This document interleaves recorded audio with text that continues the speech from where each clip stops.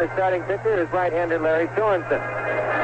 The umpires for tonight's game: Russ Jets behind the plate, John Rowe at first, Bill Haller at second, and Ron Luciano at third. Now Rod Carew comes on, hitting .316, 3 home runs and 40 RBIs on the year. Connie Lansford on deck. The infield of Gantner and Young on the left side, with Molitor and Cooper on the right side. The outfield of Ogilvy, Thomas, and Lescano from left to right. The battery of Martinez and Sorensen. A cool evening here in Milwaukee, and it's going to get cooler. The pitch to Carew is taken outside, ball one. Right now, 60 degrees, humidity at 58%, the wind out of the northwest at 9 miles an hour. Here's a 1-0 pitch to Carew, hit foul left side out of play. The breeze is blowing straight away left field. Now the count 1-1 to Rod Carew. Lansford on deck. It'll be Carew, Lansford, and Ford, the top three, to face the right-hander Larry Sorensen, who delivers a 1-1 pitch, foul back out of play and over to our left. And the count 1-2.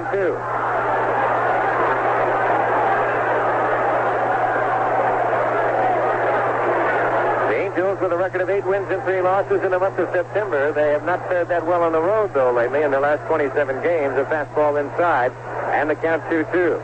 They have lost 17 of their last 27 road games. Trying to turn it around, they were swept the 2 in Chicago. Here's a 2-2 pitch. Carew fouls it back, and the count remains at 2 balls, 2 strikes. Right-hander Jim Barr still throwing down in the Angel bullpen in right center field underneath the big scoreboard here at County Stadium. A lot of evidence of the Green Bay Packers in town as the field heavily lined, the chalk marks still out. Sorensen winds. The 2-2 pitch is hit left field. Right there is Ogilvy. Just about in his tracks, makes the catch. That went away to Carty Lansford. Lansford hitting .297, 17 home runs, 69 RBIs on the year. Connie with an 8-game hitting streak going for him. Lansford stands in. Gantner and Young straight away. Now Gantner comes up just a few steps behind the bag as Lansford fouls the first pitch away. Martinez over. He'll run out of room. Lansford tops the Angels with 176 hits. That places him fourth in the all-time hit list as far as the single season is concerned. He's in a fourth-place tie with Albie Pearson. Sandy Alomar, number 3, with 179. Here's the 1-strike pitch. A drive hit to left field and hit well. Going back is Ogilvy. Still going back. He's up and off the wall. Bounces away from Ogilvy. Lansford to second base. Thomas over to get the ball. Gets it back in. And Lansford stops his second with a hard, long double.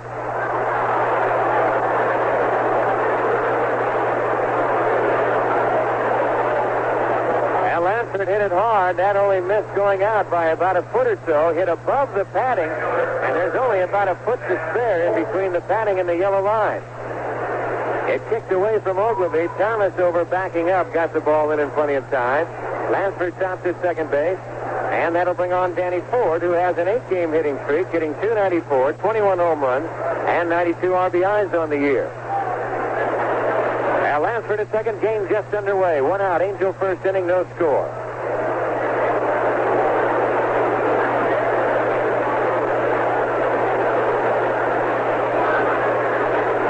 Has his sign. Ford stands in out of that closed stance. Lansford away at second base. The pitch by Sorensen is a breaking pitch for a strike, and the count is 0-1.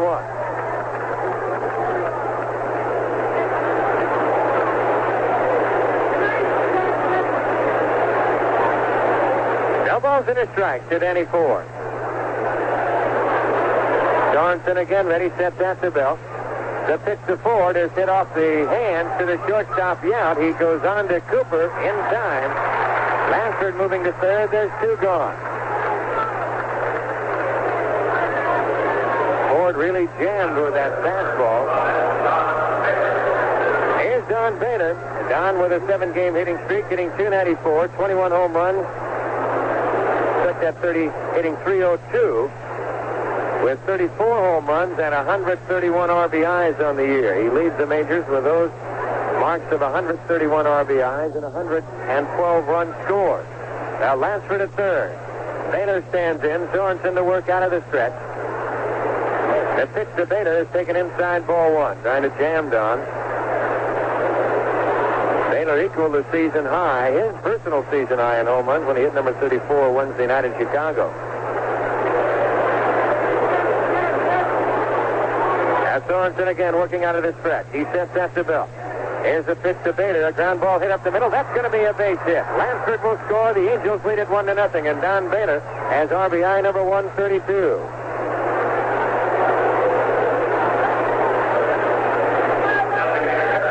Yount, who was kind of shading towards the hole at short. They had a big opening up the middle, and Baylor bounced it right back through the middle. So the Angels on top 1-0, and that brings on Carney Lansford. Check that Willie Aikens, Carney Lansford scoring. Aikens, a designated hitter tonight, hitting .283 with 20 home runs and 78 RBIs on the year. Baylor at first, Cooper holding. A throw to first, and Baylor back in time.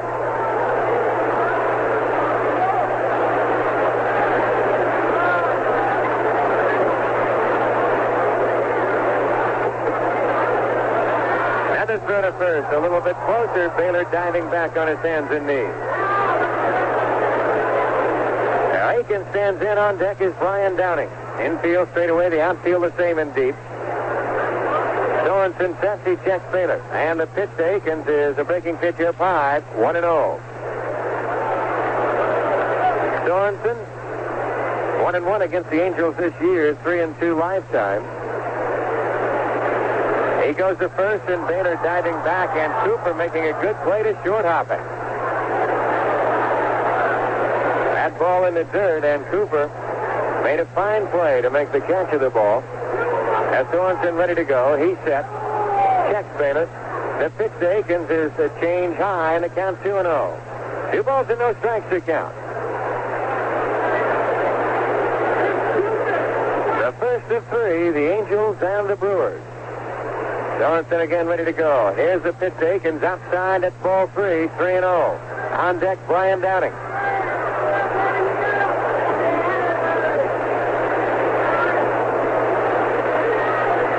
Three balls, no strikes. Bobby Knopp coaching at third. Darren Johnson at first for the Angels. Sorensen sets. He checks Baylor. Here's the 3-0 pitch. Aikens green-lighted. Swings and misses in the count 3-1. 3 balls, 1 strike to count.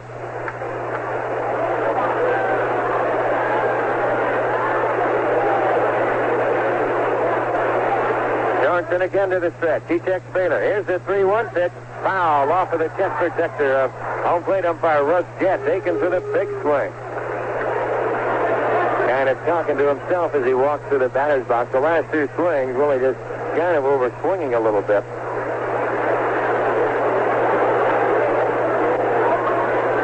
With a full count, 3 and 2 outs, Baylor will be running. Downing on deck. 1-0 Angels here in the first inning. Sorensen to the belt. Checks Baylor. He goes. 3-2 pitches. A line drive. Hits the Molitor. And that will do it for the Angels. They pick up a run on 2 hits, no errors, and they leave 1. And after the first half inning of play, the Angels won Milwaukee. Coming up. Second league.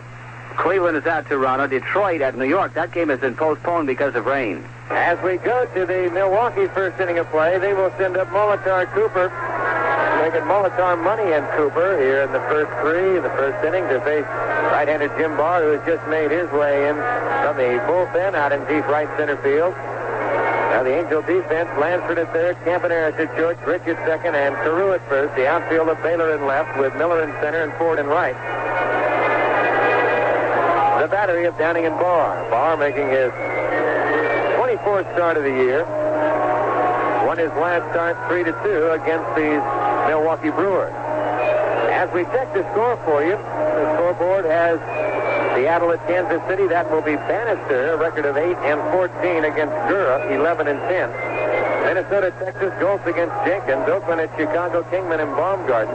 Boston and Baltimore after 2. It's 2-1 Red Sox. Stanley against Stone. Detroit at New York, postponed rain. After 3, Toronto 2, Cleveland 1. That's Wise against Steve.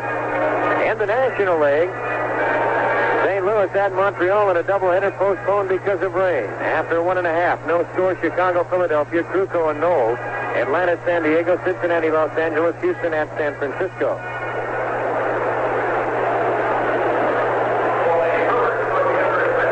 we get ready to go to the Milwaukee first inning of play. It'll be Paul Molitor to lead it off. Paul with a 9-game hitting streak going for him.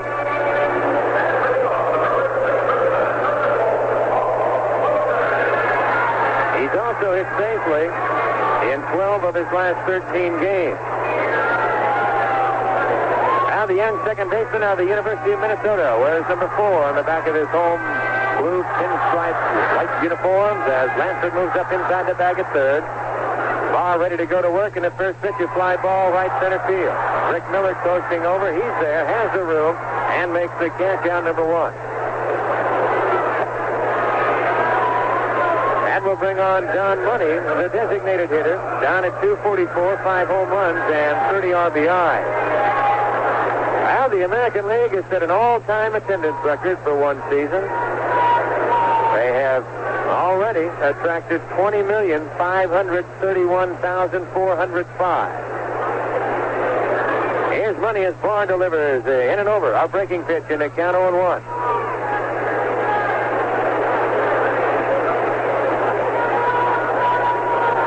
Barr shaking off a sign from Downing. Right-hander winds, and he comes right back. A fastball inside in the count 1-1. Barr kind of questioning the call by Russ Getz, saying, where was that? Getz saying inside. Rob Rogers coaching at third. Frank Howard over at first for the Brewers. Here's a 1-1 pitch. Breaking pitch outside corner in the count 1-2. The umpires tonight in their blue pants, maroon blazers, white turtlenecks.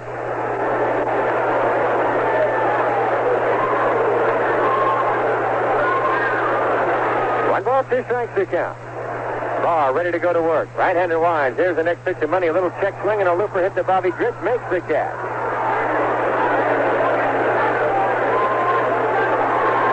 Now there's 2 gone, and that will bring on Cecil Cooper.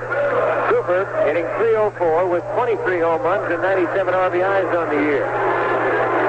Cooper leading the league with 15 game-winning RBIs.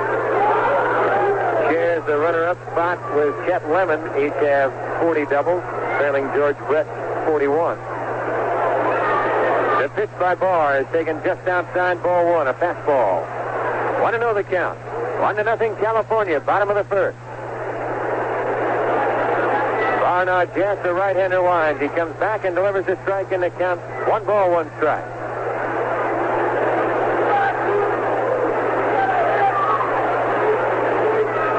1-1 the count. Barr winds, and here's the next pitch to Cooper, taken inside. 2-1. Lansford up inside the bag about a step at third. He's right around the 5-yard line. As we mentioned before, evidence of the Green Bay Packers here at County Stadium. Campaneris over about the 25. He's over by the bag at second base as Barr delivers the next pitch, a breaking pitch, catches the outside corner, and the count 1-1.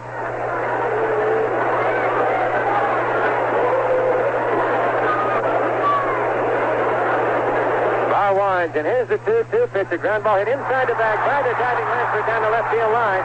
Cooper around first as Bader gets on the ball in a hurry, gets it back in, and Cooper stops it first with a long single.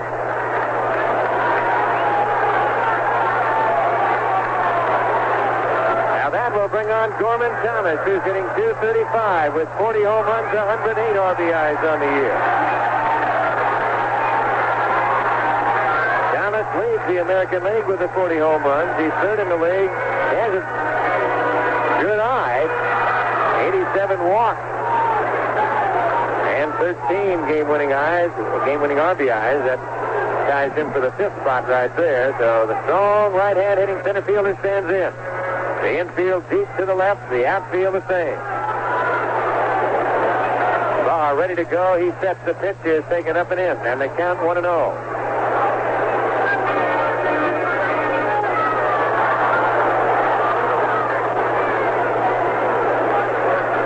1 ball, no strikes to count. Barr again ready to go. He sets. Here's the next pitch, a breaking pitch blown away, and the count 2-0. 2 balls and no strikes.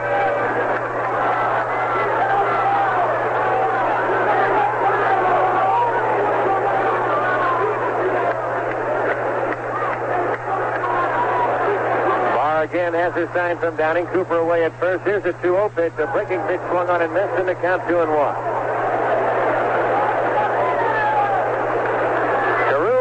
Cooper. Angels 1 and the Brewers nothing.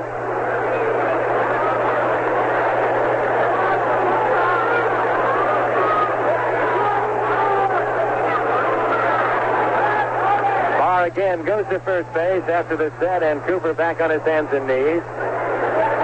2 balls and 1 strike to count. Angels 1, Milwaukee nothing in the bottom of the first. The infield, straight away. Britt cheating over towards the bag at second base. Here's the pitch by Barr, outside and high, and the count 3-1. 3 balls and a strike to count. On deck, Ben Ogilvy, the left fielder.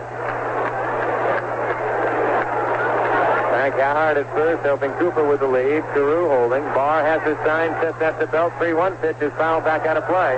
And the count goes full at 3-2.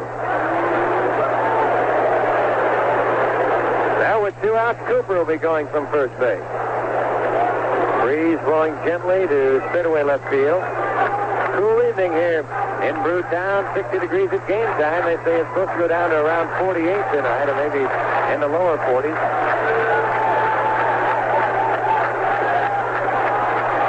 Not yet. Right-hander set. Runner goes. 3-2 pitch. Foul right side out of play. That goes back up into the top deck. Now the count remains full at 3-2.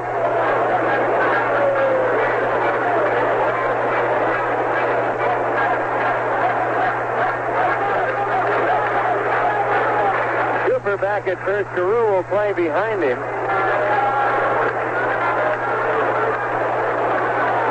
With a new ball, reading the signs of Downing. Takes off a sign. Now not yet. He sets. Cooper goes. The pitch is strike 3, called outside corner. As Gorman Thomas caught looking, and the Brewers are gone in the first inning. No runs, a hit, no errors. They leave 1. And after the first inning of play, it's the Angels 1, Milwaukee nothing. From County Stadium in Milwaukee. After 1 complete, the Angels on top 1-0. I'm Don Drysdale with Dick Nelson. We'll be working by ourselves. Always nice to have an old friend stop by the booth. One of the voices of the Milwaukee Brewers, Bob Uecker. I'll tell you one thing, your summer's over, isn't it, you? Yeah, just about, Donnie. I would think it was over here in Milwaukee. If you're talking about the team, for myself, summer continues for me all year long. I can see that. Budding rose. 12 months a year. Brian Downing stands in. It'll be Downing, Britt, and Millis throughout the course of the year. I'd say one thing, that what you did to us last night was not fair. The pitch is a strike to Downing. Last night, the Angels have the off day, and we came on to town. Ray Shore, the super scout for Cincinnati Reds, and Dick Nelson and myself are trying to have a nice dinner, and I heard you got on it. Well, I touched you a little bit. I had to. I thought maybe you guys were still in Chicago, but somebody told me you were wandering around downtown looking for the Wrigley building here in Milwaukee, and Ray Shore evidently doesn't know the Braves moved out of here a long time ago. He's here scouting for Cincinnati. 1 ball and 2 strikes to Brian Downing. Infield, straight away, the outfield the same as Sorensen delivers the next pitch, taken low, the count 2-2. Good thing I was driving by the ballpark tonight. I didn't know it was a game. I was looking for you all the time, and all of a sudden it's been Warren Spahn night here tonight. And Spahn, of course, the pitching instructor in the Angel minor league organization. Downing sends a ground ball to hole. Fine play by Gantner. The ball comes up. He one-hands and goes on to Cooper inside. So there's 1 gone, and that will bring on Bobby Britt. Bobby at 297, 27 home runs, 92 RBIs. But what was that promotion? You and Spahny both in your old Milwaukee uniforms, and he was pitching. Who were those people? Well, the Peaches Records company down here in Milwaukee had a promotion tonight. There was a youngster that is here in Milwaukee, was involved in an accident last year, a swimming accident. He dove into the water and snapped his spine, and he's completely paralyzed, and they had a promotion. Some of the money from each ticket tonight, folks coming to the ballpark went to this fund to buy a van for this youngster and send him on to college where he can drive. Oh, that's great. The first pitch to Bobby Britt taken outside. Sorensen comes back with a breaking pitch, misses away. The count 2-0, and Spahny was pitching to, who were those people? Well, these folks the people that batted against Spawn. Here's a 2-0 pitch outside ball 3. People that sent in letters down, and they picked a certain amount of letters, the ones they thought were the best ones, and let them hit against Spawn. I was a catcher in that. I know a lot of people didn't recognize him. Boy, a lot of fan reaction. It was great to hear those fans pulling for you again. Here's the 3-0 pitch. He's green-lighted and bounced again. And a fair ball. He throws low and by Cooper. Off of the box seat railing as Gritch will go to second base. That'll be a two-base error on Jim Gantner, the third baseman. Gritch at second, and that'll bring on Rick Miller. You know, there was two things reason I recognize you. I couldn't tell. I remember the number 8, and all of the tar in that you had on the seat of your pants. I did it just like I did years ago, Donnie. I wore that uniform all day today and sat on a pine tar rag, and as soon as I walked out of the dugout, everybody said, "Look, there's Bob." One guy down there really aggravated me. There was a guy that was sitting in the bleachers in 1962 when I hit a home run out there, and he threw it back on the field. Sitting down along our dugout down there. Here's Rick Miller standing in. Gritch at second base. Angels on top 1-0. Sorensen ready to go. The pitch to Miller checked on a high fastball, and the count 1-0. I tell you, Sponny told me last night. I saw him at the hotel, 58 years of age, and out there throwing. It looks like he could go back out and pitch right now. He's still something, isn't he, Donnie? I tell you, he threw the ball halfway decent. He still got the little screwball and the little curveball he threw once in a while, but I'll tell you, for a grandpa, he ain't bad. You know one thing, if Gene Autry was here tonight, he might give him a contract. Sorensen ready. Here's the next pitch. Is cute foul in the Angel dugout. Bounces around, and the count 1-1. Warren looked like he was still taking beauty pills, too.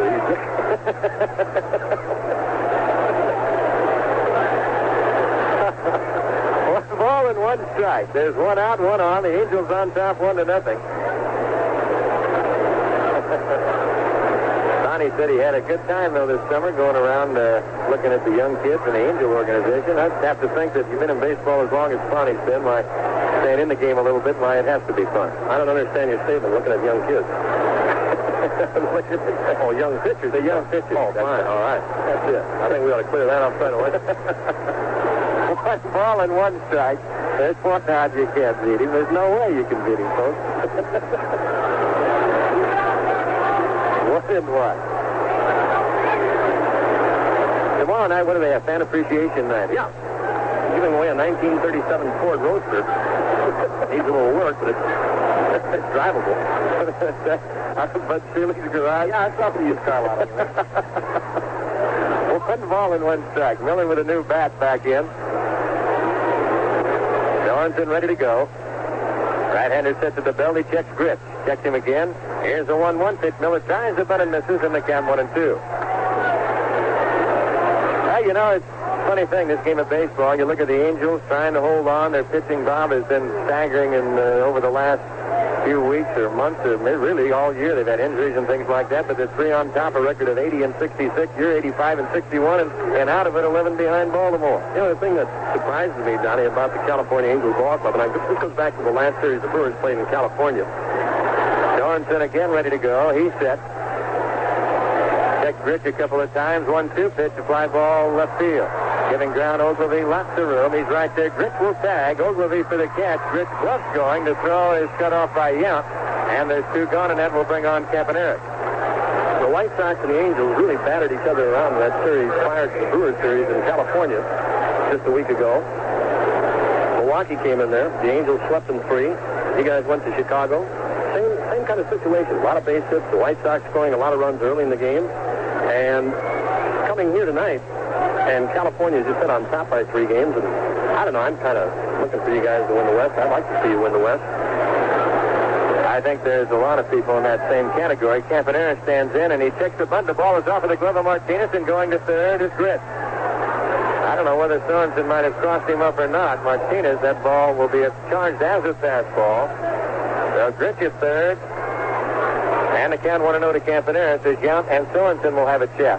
You know, kind of a moral victory really tonight for Jim Fregosi and the Angels. I mean, their starting pitcher got by the first inning. That's the thing that I was going to talk about, Donnie. The fact that after the Chicago series, the pitching straightened out so well against Milwaukee out there. You got good pitching. And you said tonight, Barnes threw the ball well in the first inning. Sorensen out of the stretch, and the pitch to Campanera. Ground ball back up the middle. That's going to be a base hit. Gritch will score. The Angels lead it by a score of 2-0. And we're going to pause for station identification and salute our affiliate out in Barstow, California, KWTC, on this the Angels Radio Network. This is the American Forces Radio and Television Service.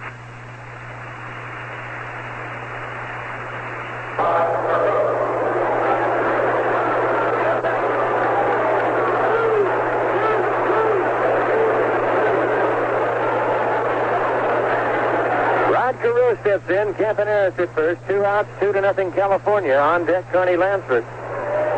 Carew flying to left his first time at bat. Rod 0 for 1. Sorensen from the belt delivers the first pitch, fouled on the first base side. I think the thing that really hurt Brewer pitching too, Donnie, is the situation that just happened here. The 2-out base hit by Campaneris off Sorensen especially this year. Back in the first inning, Bailey with a 2-out base hit to knock in a run. It seems that Sorensen throughout the year has just not been able to pitch himself out of jams. He won 18 games last year, but he's even nowhere near what he was a year ago. Well, he's a fine, young-looking pitcher. The right-hander set. Checks Campy, goes over there again. Campaneris back. Sometimes that's the third out. And for certain pitchers, and, sometimes that can get to be a psychological thing, too. Sorensen ready to go again. He's set. And the pitch to Carew. A high chopper hits the Molitor. 2 hops to second base. Goes to Cooper in time, and the side retires. So the Angels are gone in the second inning.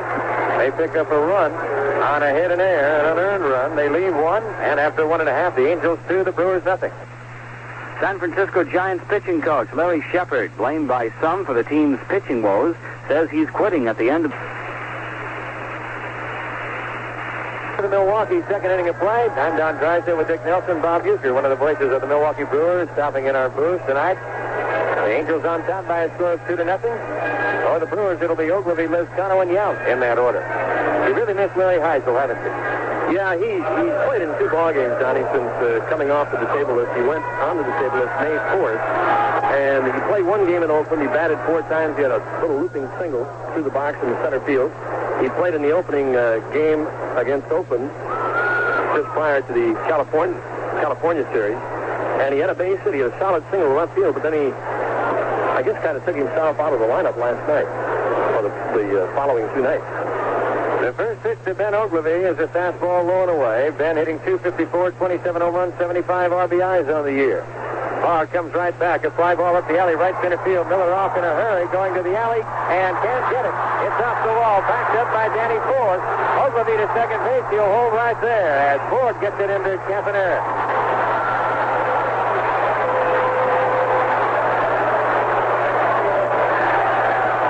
Ogilvy with a leadoff double here in the Milwaukee second inning. That ball hooking away from Miller. He just about got to it.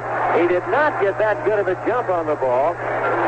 An average jump for Rick Miller, and he just about got there, but the ball kept hooking away from him a little bit and was not able to get a glove on it. Ford backing up all the way. They hold Ogilvy at second base, and then we'll bring on Sixto Lizcano, hitting .326, 26 home runs, 93 RBIs on the year.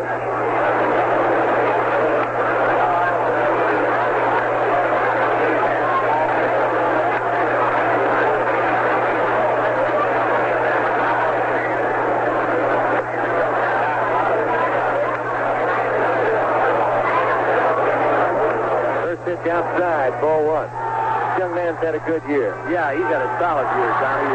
Not only offensively, but he's really turned himself into a fine right fielder. I don't think he gets the recognition he deserves. I think a lot of that goes back to the old adage of playing here in Milwaukee. I think a lot of guys that played here and the stars that played here with the Braves just didn't get the coverage. Here's the 1-0 pitch, fouled right side out of play, and the count 1-1. We talked to Doug DeCimce at Baltimore, and those are kind of his thoughts over there. That when you have a morning paper like in Baltimore, it's only a half a page. Maybe he'd be kind of upset too. I called home the last one earlier in July when they had the big floods in Palm Springs, and I kind of got jumped on because I never knew anything about it. I said, well, you don't read these Baltimore papers too often. There's a ground ball up the middle. Campaneris over. Flags it down. Throws not in time. Moving to third is Ogilvy, but Campaneris saves the run.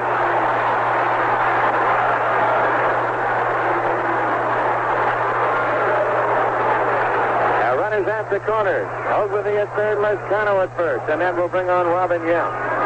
Johnny, getting back to Larry Heisel, they wanted him to have surgery quite a while ago, and I believe George Bamberger's idea now was to put him in the lineup and play him for about 5 or 6 games. He's due to be examined again on the 17th of September, and they wanted him to really test it because they still believe that he's got a partial tear in there, and they want him to have surgery, and if he doesn't have it, they're worried about next spring that he won't be ready. Oh, that could be, and it's the Rotor Cup, too, isn't it? Yep. Here's Yount, the first pitch taken high, the count 1-0. those just don't heal in the course of a couple of months or even really over the wintertime. Well, he's been off, Donnie, as I said, since May 4th. Did nothing, absolutely nothing except run. No shoulder movement, no arm action. Came back and still has a lot of pain. There's a fastball low to Yount in the count 2-0. 2 balls, no strikes, 2-0 California. Milwaukee threatening here in the second inning. Runners at first and third, nobody out.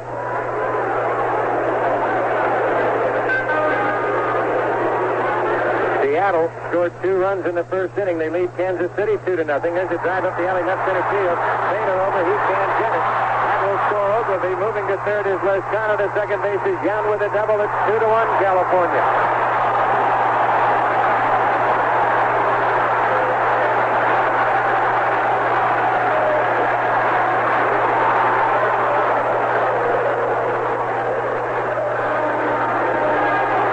Time called as Jim Fregosi will go to the mound, as Jim Gantner will step on.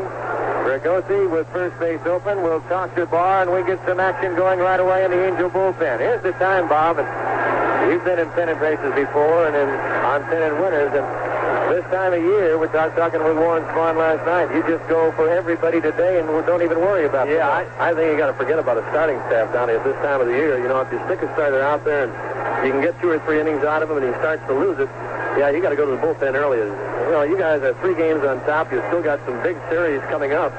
I'm looking at the schedule. It looks to me, Donnie, as if Kansas City has got the easier part of the schedule, finishing the month of September. You guys got some tough ball games. You got a big series with Kansas City at Texas. That'll be tough for you. After Milwaukee, that's all it'll be. Texas and Kansas City. Gantner stands in. Barr nods yes. Right-hander from the windup. And the first pitch is a high pop fly as Bobby Grich goes back shallow right field. Coming on his forward, it's Grich for the catch. Tagging is Lezcano as Grich gets it in, cut off by Carew. Now that can be a big out for Barr as the right-handed hitting catcher Martinez comes on.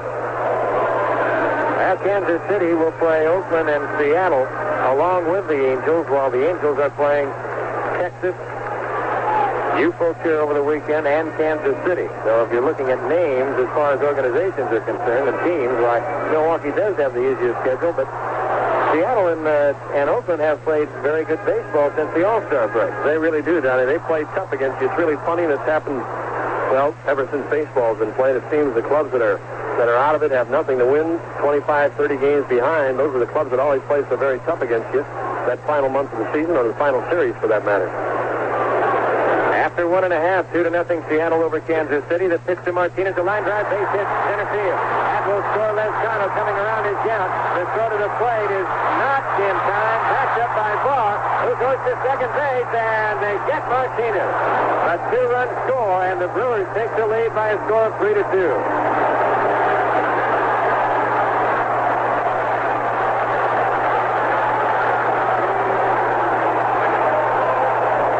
Martinez with a couple of RBIs.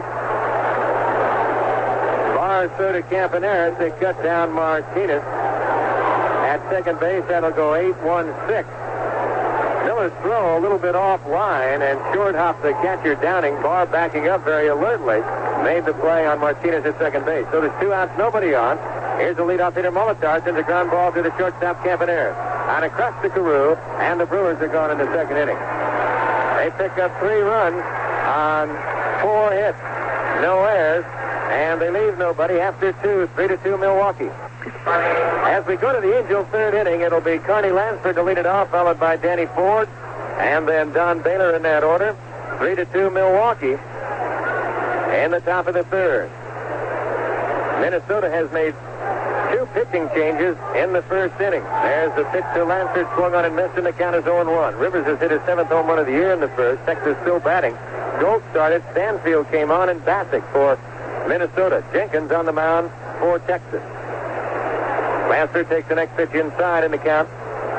1-1. Kansas City hitting at bottom of the second inning, trailing Seattle by a score of 2-0. Bannister against Gura. Oakland 2-0 over Chicago after 1.5. Kingman and Baumgarten. A 2-2 tie Boston-Baltimore in the bottom of the 4th. Singleton has hit his 34th home run of the year. Lansford takes the next pitch low. The count 2-1. Detroit at New York postponed rain after 5. Cleveland 3, Toronto 2. National League, St. Louis, Montreal rained out a doubleheader. after 4.5 no-score Chicago-Philadelphia. There's a fastball high, and the count 3-1. Atlanta, San Diego, Cincinnati, L.A., Houston, San Francisco on the coast and later tonight. Now Martinez out to talk to Sorensen. Ford on deck. 3 balls and a strike to Carney Lansford.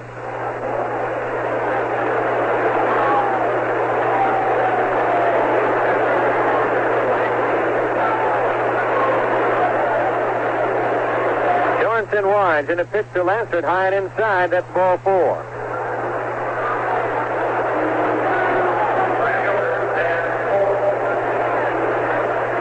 Now Lansford walks, and that brings on Danny Ford, who bounced to short his first time at bat.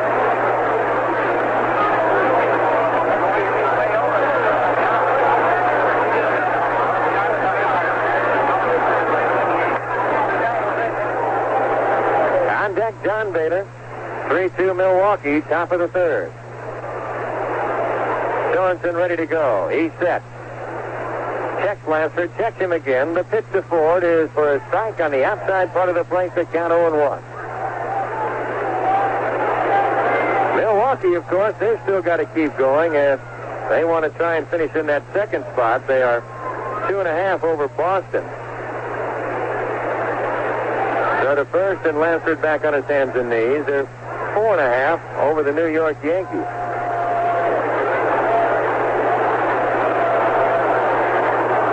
0-1 to Danny Ford. Sorensen again to first base and Lansford back.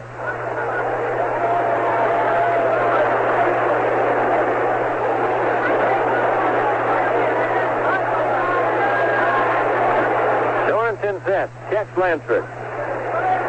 Checks again. The runner goes. The pitch is a line drive, base hit right center field. Lansford around second on his way to third. This ball's going to go through. And here comes Lansford. He will score. Ford around second on his way to third. The throw will not be in time. Ford is there with a triple. We're tied at 3, and Cal McClish is going to the mound.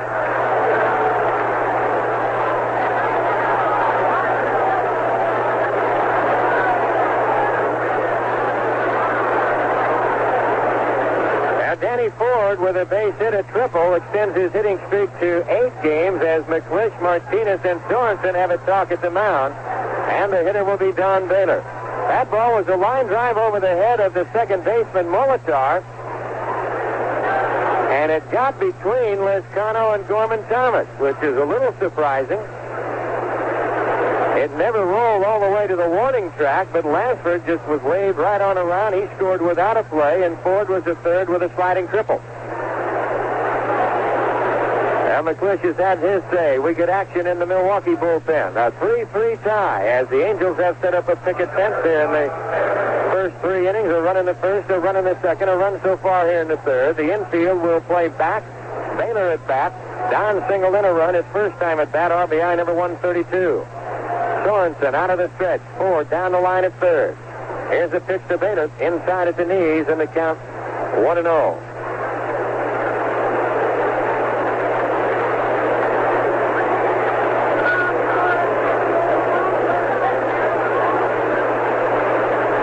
Sorensen again ready to go to the stretch. Here's the 1-0 pitch to Bader. Bounced foul over in the Angel dugout. Took a little bit off the fastball. He makes the play in the Angel dugout and just flips it back up over the top, and a fan has a souvenir in the first row.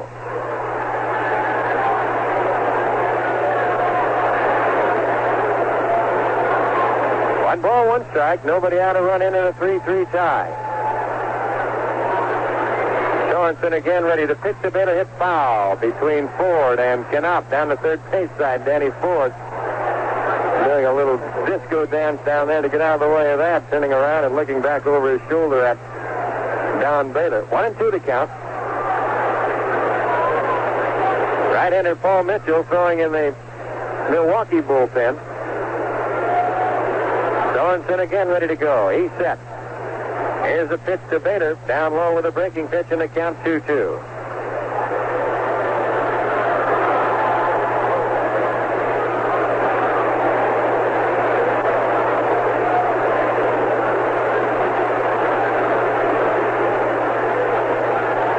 Texas got 3 runs in the first inning, and after 1, they lead 3-0. Here's the 2-2 pitch to Bader, bounce foul outside of third, and the count remains at 2 balls, 2 strikes.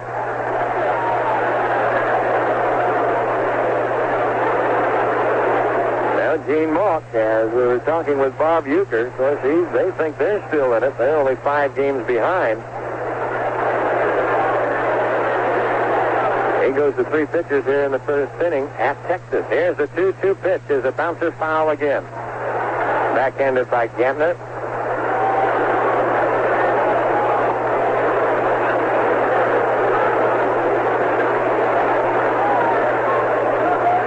Two balls, 2 strikes to count. A 3-3 tie from County Stadium, Milwaukee. A cool County Stadium.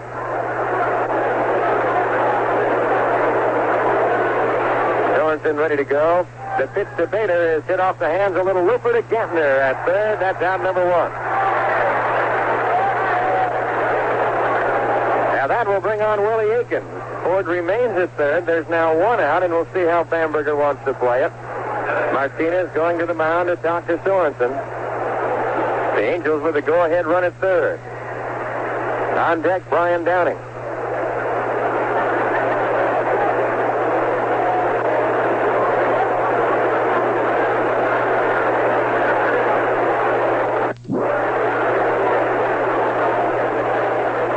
Martinez has had his little talk, and he comes back behind home plate. They will walk Aikens, and they will pitch to Downing. That's ball 1 outside.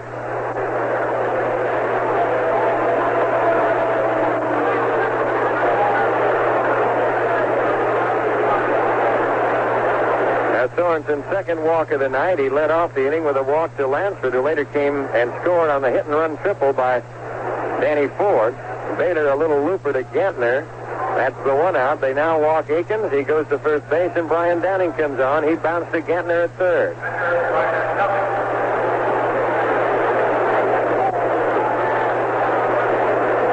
Breeze continues to blow straightaway left field.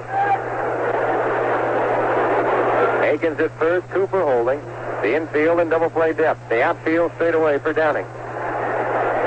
Sorensen from the belt checks the runner.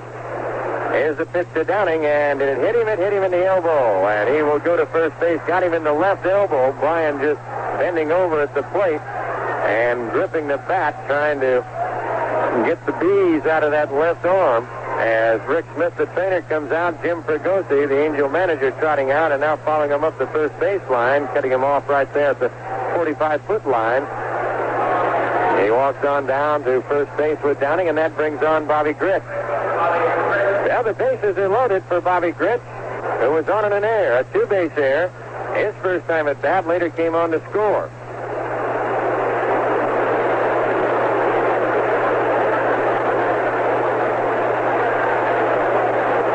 Rick Smith, Jim Fregosi, Darren Johnson.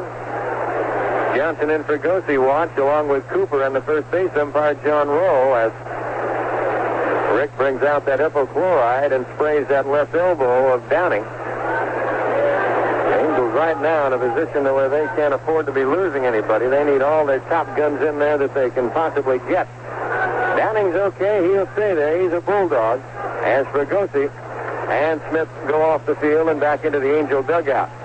Now Bobby Gritch stands in. The Angels a chance to break it open a little bit right here. A 3-3 tie.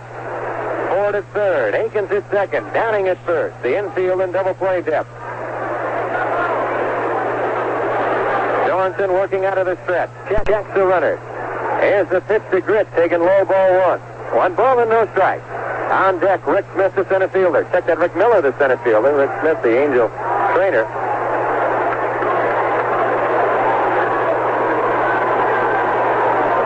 Sorensen again ready to go. Here's the 1-0 pitch. The ground ball hit to the shortstop. Yeah, he goes to Molotov for 1 to first, a double play.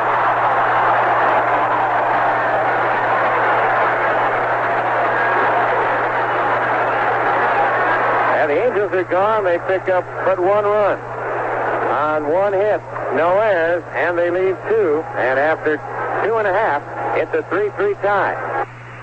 The new... As we go to the Milwaukee third, it will be Don Money, followed by Cecil Cooper and Gorman Thomas in that order to face right-hander Jim Barr. A 3-3 tie.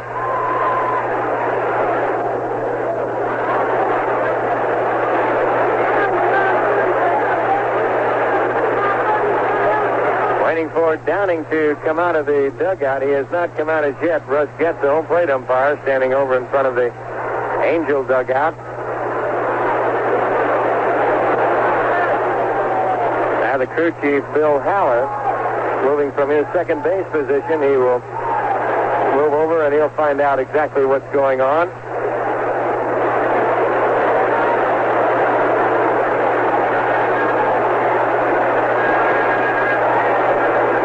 Russ Getz moving out to meet him at the third base coaching box. Bob Rogers right there listening to the conversation as Ron Luciano, the third base umpire, he will move over to see exactly what's going on.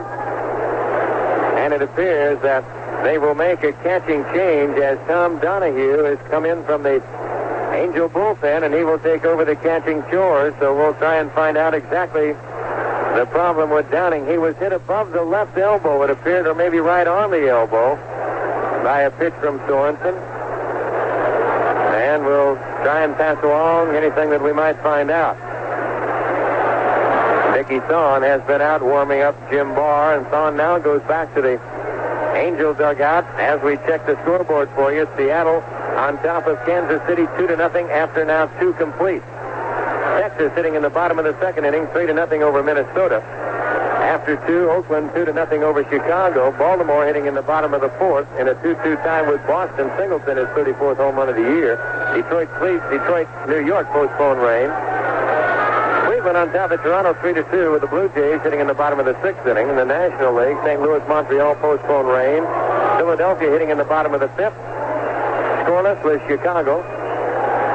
The rest of the games on the coast in the National League: Atlanta, San Diego, Cincinnati, Los Angeles, Houston, San Francisco.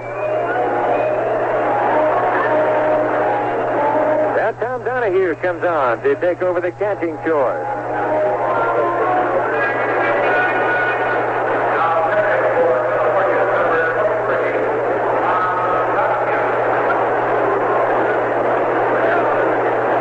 Donahue playing a little catch with Connie Lansford from home to third. Put Donahue in Downing's spot.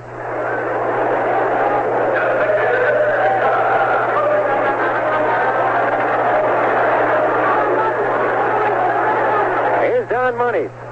Little check swing pop fly to Bobby Gritch's first time at bat as Barr delivers the first pitch. A bouncer up the middle, coming on, charging his Campaneris on 2 hops, throws to get him.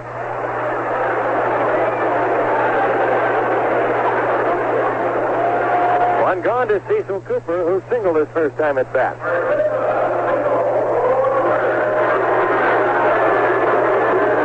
Texas with a run in the second inning, and after 2 complete, they lead Minnesota 4-0.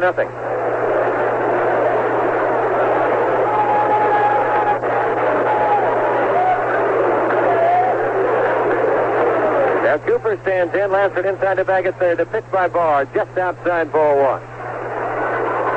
1 ball, no strikes to count.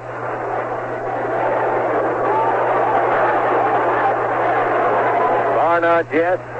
Right-hander's 1-0. Pitches a bouncer up the middle. Campaneris can't get it. Drift can't get it. Base hit center field.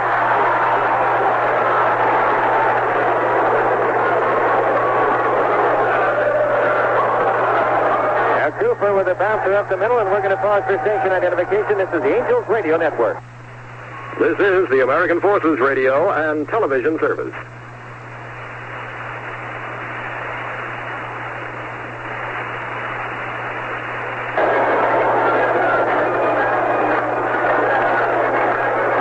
Here's Gorman Thomas caught looking his first time at bat. Cooper at first. Barr ready to go. The pitch is taken for a strike, and the count is 0-1.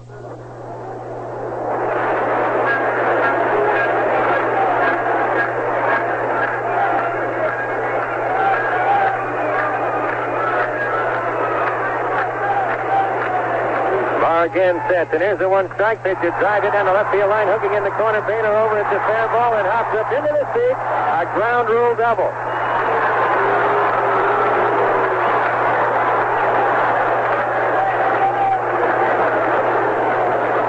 Norman Thomas got a breaking pitch up over the plate. Doubles down the left field line, and Ben Ogilvie comes on. And they get ready to go again in the Angel bullpen. Right-hander Don Ossie up and throwing.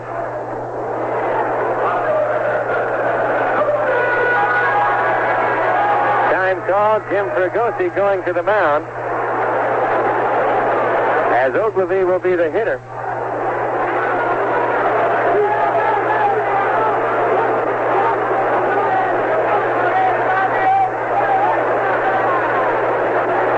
Now Fregosi talking with Barr and Donahue.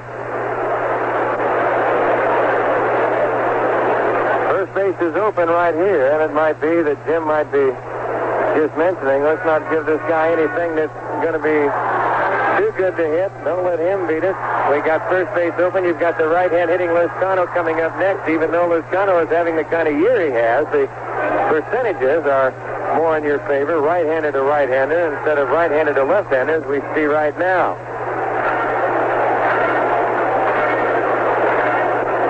Now Cooper at third, Thomas at second.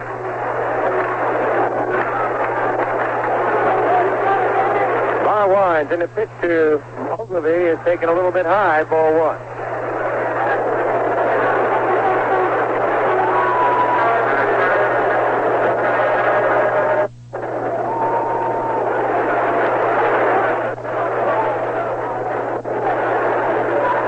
The next pitch to Ogilvie pops him up into shallow center field. Campaneris going out, Miller coming on. It's Miller calling, tagging is Cooper, and Miller's throw cut off from Carew. Now Ogilvie flies to Miller in shallow center field. Campaneris kept going back. Rick kept going back until they heard Miller call him off. It was Miller's ball all the way. Rick coming on and making the catch and moving towards the plate. Cooper tagged. He came down the line a little bit, but he went back very wisely to third as Sixto Lozcano comes on. There's 2 outs, 2 on. A 3-3 tie.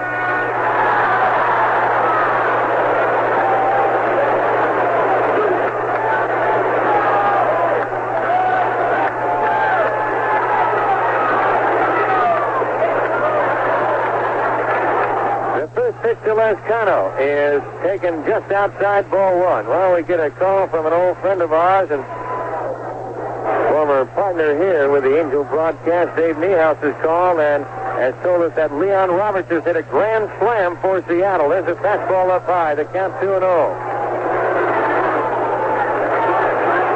So it's now at least Seattle 6, Kansas City nothing. While Herzog is making a pitching change right now. Marty Patton is coming on.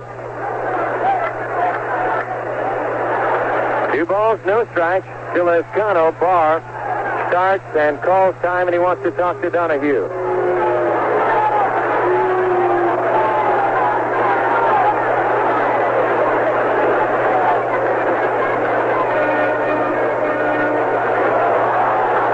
Lozcano singled and scored in the second inning. Cooper at third. Norman Thomas at second.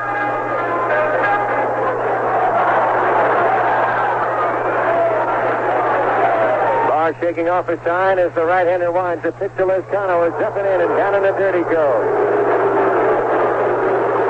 3 balls and no strikes.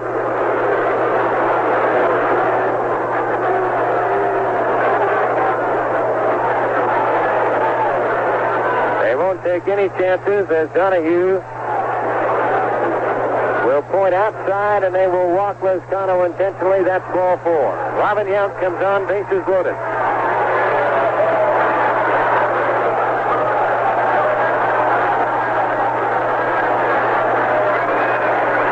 Doubled into left center field his first time at bat. The bases full of Brewers with 2 outs here in the third inning. Cooper at third, Thomas at second, Lozcano at first. Barr from the windup. Nods yes, and now backs off. Calls time again, and he wants to talk to Donahue.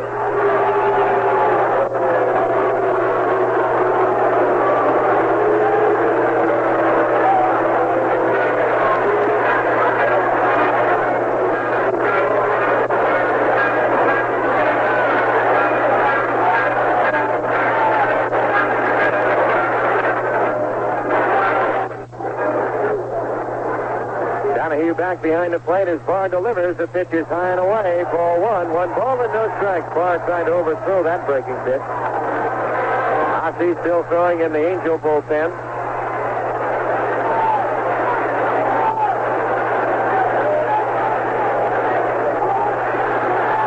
Barr shakes off his sign.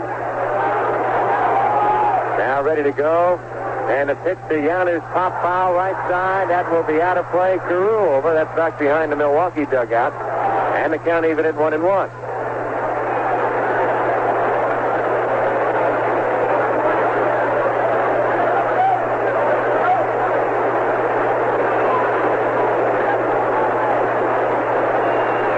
One ball, one strike to count.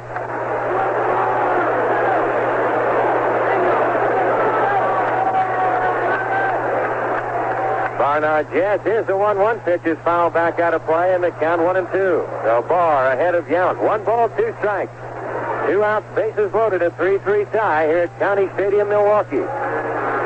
At Kansas City, the grand slam home run by Leon Roberts has put Seattle on top 6-0 over the Royals.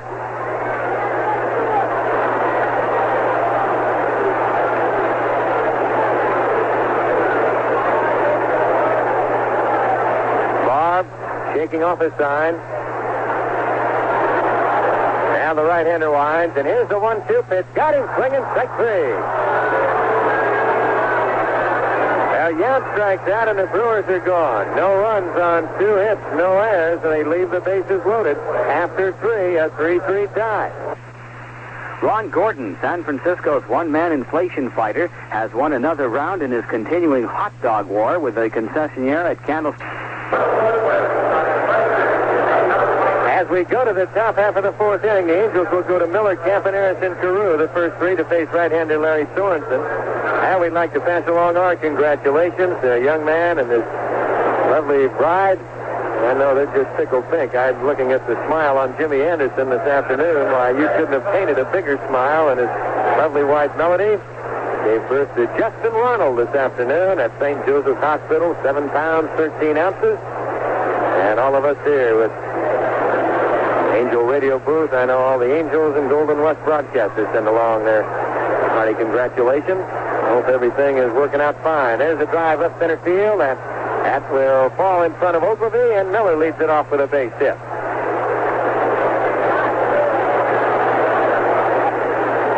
And the Angels with their 5th hit, and Bert Campaneris comes on. We'll see how Jim Fregosi wants to play this.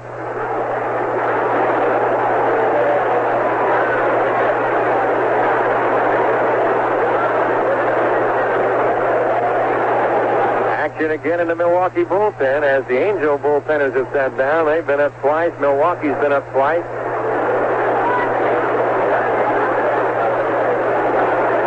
Campy gonna bunt, takes outside. Downing, a word from the clubhouse, is a bad bruise, but they're going to take him to Mount Sinai Hospital for precautionary x-rays. And when we get further word, we'll pass that along. Sorensen again ready to go. The runner goes. The pitch is bounced at the first base out on the hit and run. Cooper will go to the bag himself as Miller goes to second base.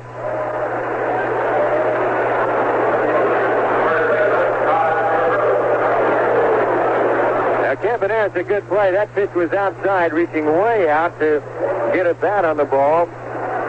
And a little bouncer to the first baseman, Cooper. Miller running on the hit and run. So Rod Carew comes on.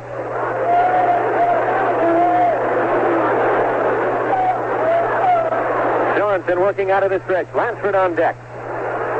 The pitch to Carew is taken low. A change in the count 1-0. 1 ball, no strikes to count.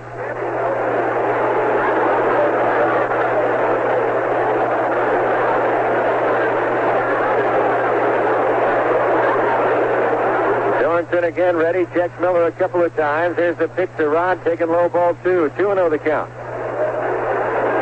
Johnny Lansford on deck in a 3-3 tie here from County Stadium, Milwaukee. The Angels in another battle.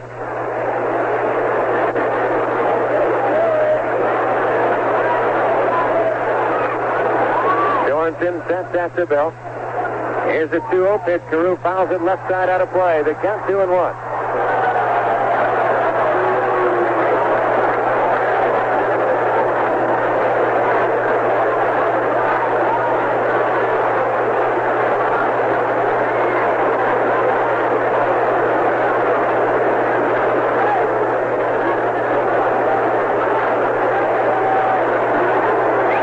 Here's a 2-1 pitch. A ground ball hit to Cooper at first. He'll go to the bag and do it himself. And moving to third is Miller.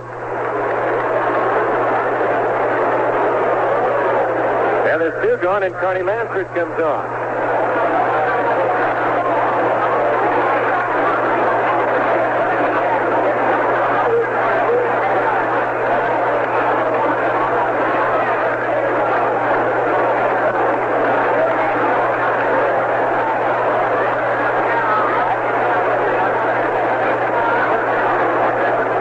From the stretch and a pitch to Lansford, taken for a strike, and the count is 0-1. On deck, Danny Ford. Infield, outfield, straight away for Carney. Sorensen again ready to go. He sets, and here's the 1-strike pitch, a bouncer foul, and the count 0-2.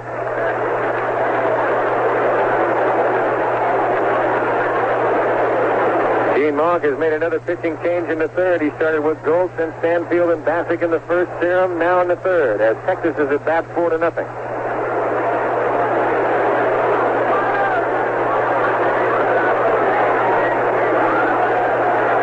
Sorensen ready, and here's the 2-strike pitch, a bouncer foul. That goes over on a big hop. Danny Ford making the play in the on-deck circle, handing it to the ball boy.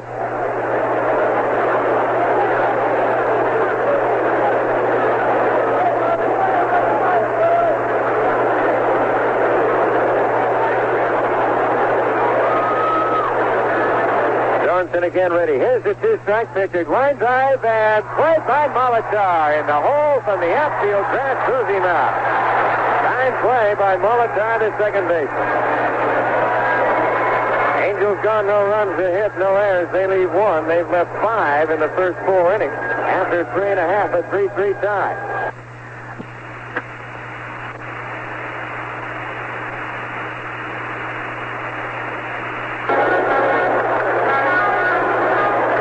We go to the last half of the 4th inning in a 3-3 tie. Jim Gantner will lead it off.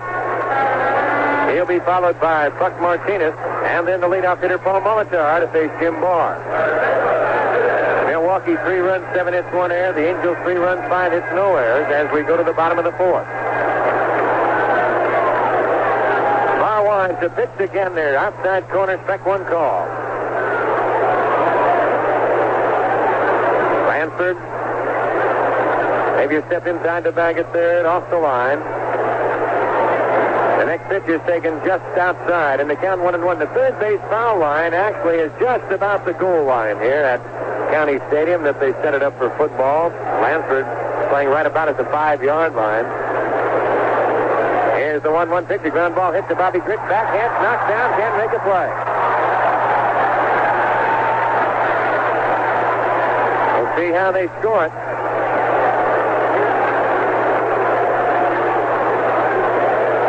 That'll be an error on Grit.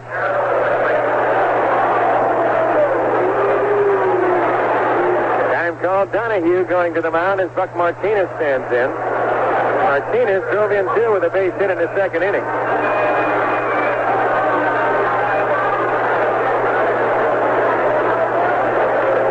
In the last 13 games, Martinez has been hitting over the 300 mark. He stands in. Gantner at first are going to punt and bunt up the first base side. They do. Carew will go on to Gritch in time as Gantner moves to second base.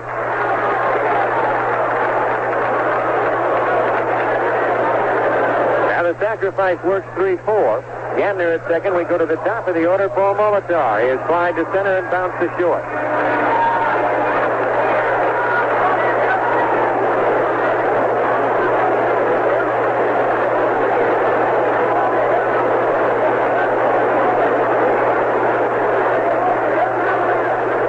Outfield about straight away. The infield the same. Lansford even with a bag at third. Barr from the stretch. Checks Gantner. The pitch to Molitor. Pops him up right side. Playable foul territory. Carew over to the warning track and makes the catch. Gantner tags. The throw is on a hop to Lansford. Gantner remains at second base.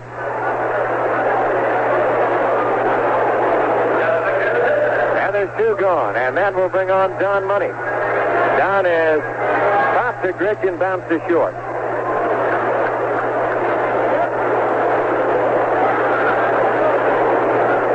Kansas City in the third. George Brett has hit his 20th home run with a man aboard. It's 6-2, Seattle.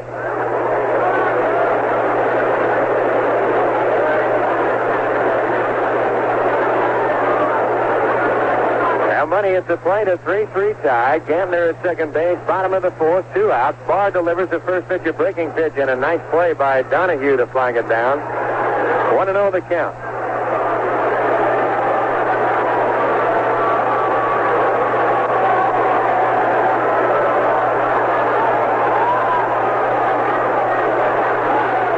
Here's the next pitch to Money, a bouncer foul on a hop hit to Bob Rogers. He makes the play and gives it to Connie Lansford.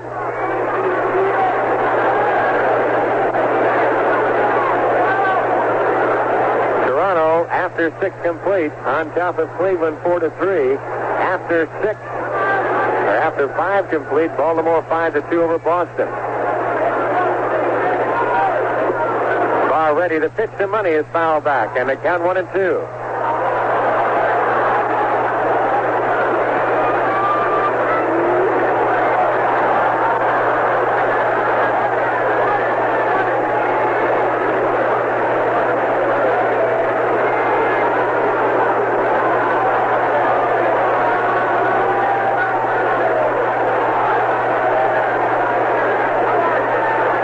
The Money strike 3 called outside corner. Now Money caught looking, and the Brewers are going in the fourth. No runs, no hits, 1 error, 1 left. After 4, 3-3 tie.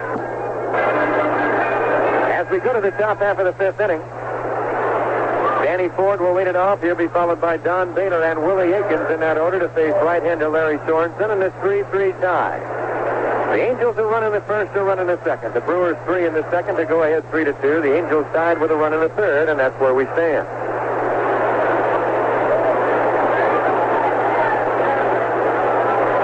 Now they put it on the board now, 6-2 lead, Seattle over Kansas City. That's going to jerk up a little adrenaline down in the Angels dugout. Ford stands in, the pitch by Sorensen inside at the knees, and the count 1-0. Saying something to Sorensen. That pitch inside. They had some words at home, and Danny Ford is saying something to Sorensen.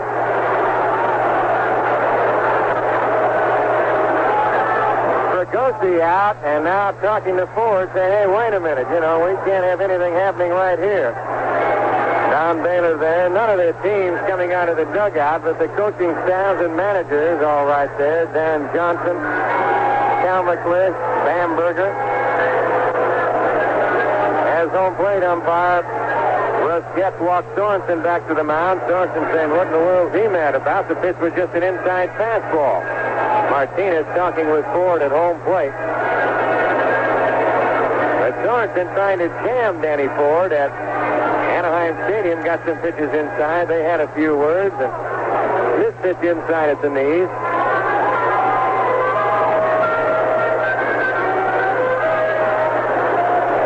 One ball and no strikes to count.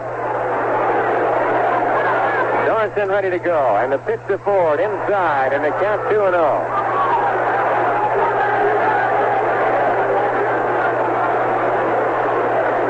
Baylor on deck. 3-3 tie, top of the 5th. Sorensen winds, the next pitch to Ford, inside and low, and the count 3-0.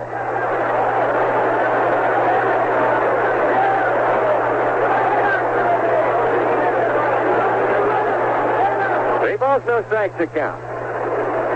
Sorensen again ready to go. Delivers the 3-0 pitch inside, ball 4. Now Ford walks, and Don Baylor comes on.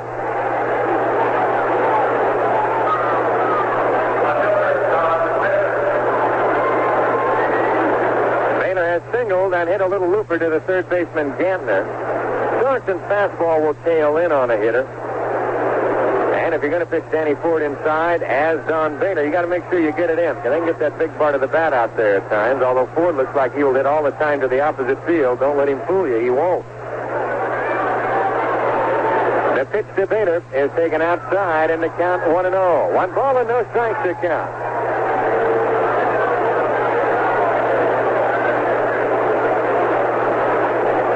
On deck, Willie Aikens. Sorensen again ready to go. He's set. Checks forward. The pitch to Bader is hit hard again. They're off his chest. He picks it up, goes to first base just in time. That was a double play ball if he makes the play, but it came up, got him right in the breadbasket and bounced in front of him. He feels that a little bit, I'll guarantee you.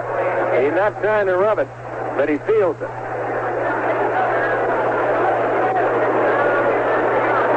Now Ford at second base, and Willie Aikens comes on.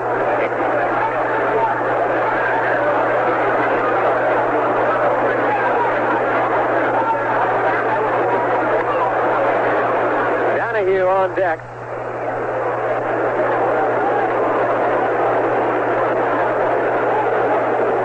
Now they're going to walk Aikens. They're going to pitch to Donahue. Now Aikens will be walked intentionally for the second straight time. The fourth walk.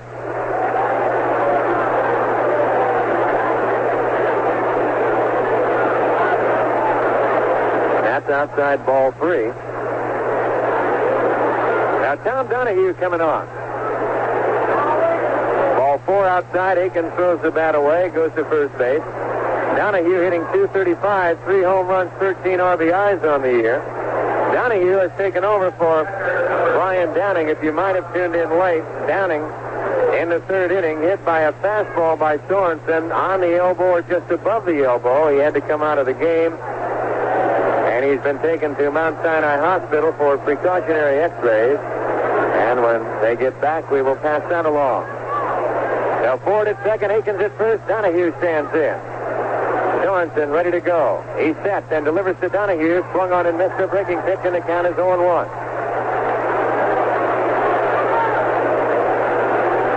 Bobby Grich on deck.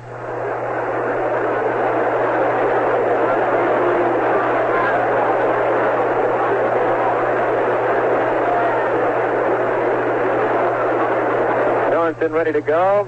Set. Checks forward. Here's the 1-strike pitch inside, and Donahue backing out of the way, almost got him in the thigh. Paul Mitchell throwing again for Milwaukee. He's been up a couple of times. Ossie's been up a couple of times for the Angels.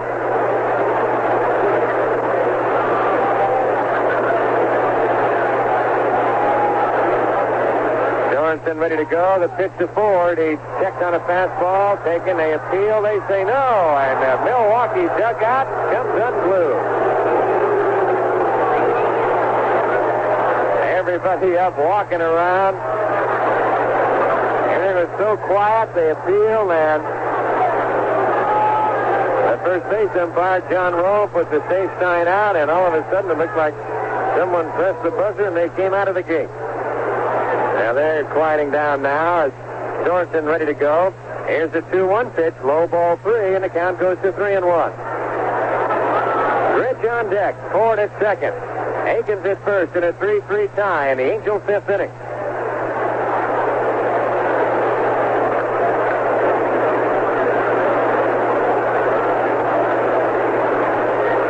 Sorensen again to the stretch. Checks Ford. Here's the 3-1 pitch, taken for a strike. It appeared that Donahue was taking all the way. And the count 3-2. Bobby Knopp flashing a few signs. Ford checking at second base. Aikens away at first. Cooper playing behind. 3-2 the count. Sorensen to the stretch. Checks Ford. They say the pitch is a ground ball hit to the hole. That's going to be a base hit left field. Ford around third. Ogilvy bobbles the ball. Aikens is gone to third, and 20.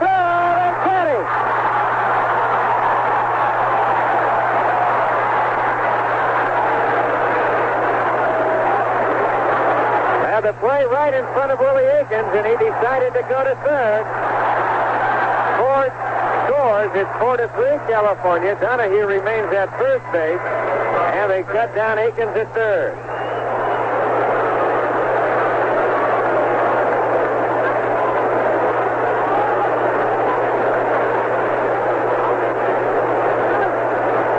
Donahue with a base hit. There's 2 gone, and that brings on Bobby Grich. Sorensen from the belt checks Donahue. Here's the pitch to Grich, taken outside a breaking pitch, and the count 1-0.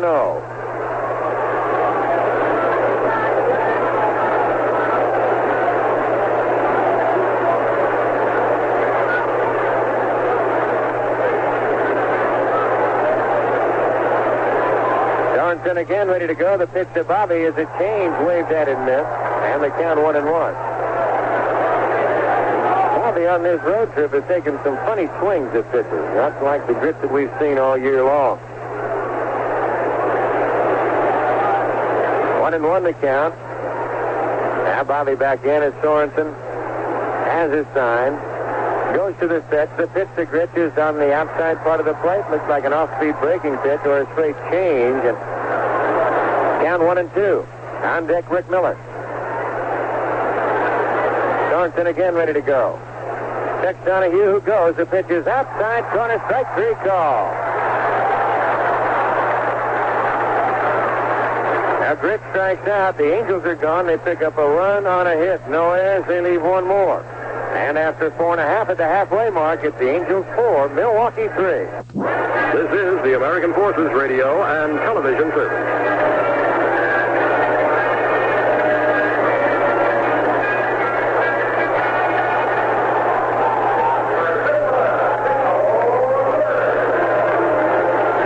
Here's Cecil Cooper as we go to the Milwaukee 5th, Angels 4, Milwaukee 3.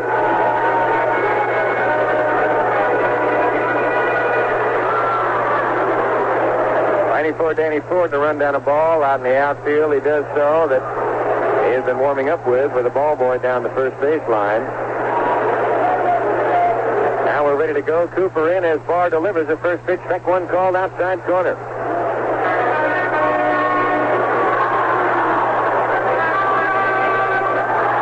The count. Barr comes right back, 1 strike, pitch a line drive up the middle. That's a base hit.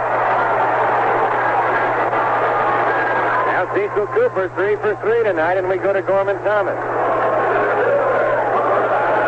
That's the 8th Milwaukee hit. Thomas tonight has struck out and doubled. 1 for 2.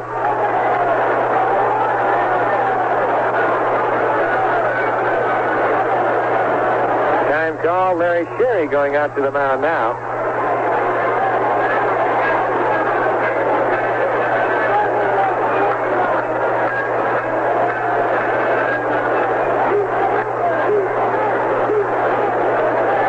Sherry, Donahue, and Barr will have their chat. Action again in the Angel bullpen. Don Ossie up and throwing again. Third time that Don's been up. Now Larry's had his say. He goes back to the Angel dugout on the third base side.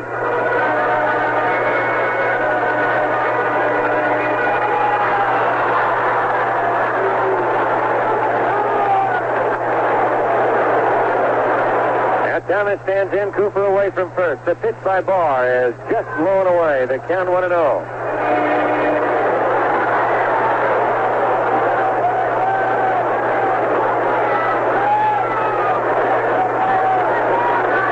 Infield, double play depth, Lansford back at third. Barr sets and delivers a fastball low. The count 2-0.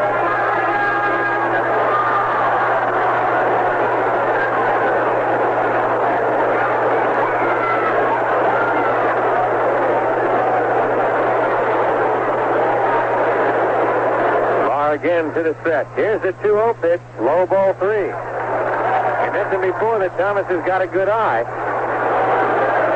He's had 87 walks this year. He's third in the league in that department. 3 balls, no strikes. On deck, Ben Ogilvie. Barr again to the stretch. Here's the 3-0 pitch. There's the strike and the count 3-0. 3 balls, no strikes.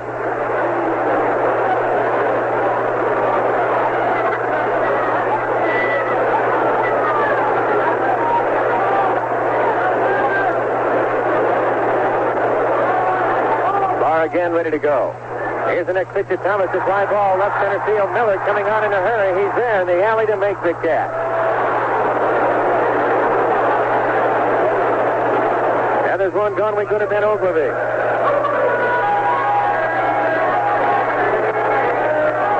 Ogilvie tonight has doubled and scored and fly to center. Checking the scoreboard, Seattle didn't score in the 4th inning. Kansas City at bat. Seattle leading 6-2. Texas at bat in the 5th. They lead Minnesota by a score of 4-0. After after 5, a 2-2 tie, Chicago and Oakland. After 7, Baltimore leading Boston 5-2. The first pitch to Ogilvy is outside, ball 1. Detroit and New York rained out.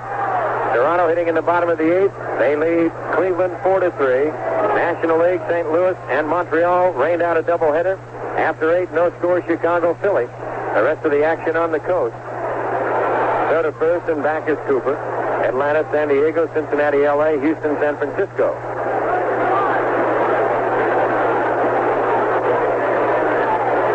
One ball, no strikes to Ogilvy. Barr ready to go. He sets, and the pitch to Ogilvy is a drive hooking foul down the right field line, way back into the seats. That had a home run depth and a half. 3:15 down both lines here at County Stadium. Then it goes to straightaway right and left, 362. To the power alleys, 392, and 402 to straightaway center field.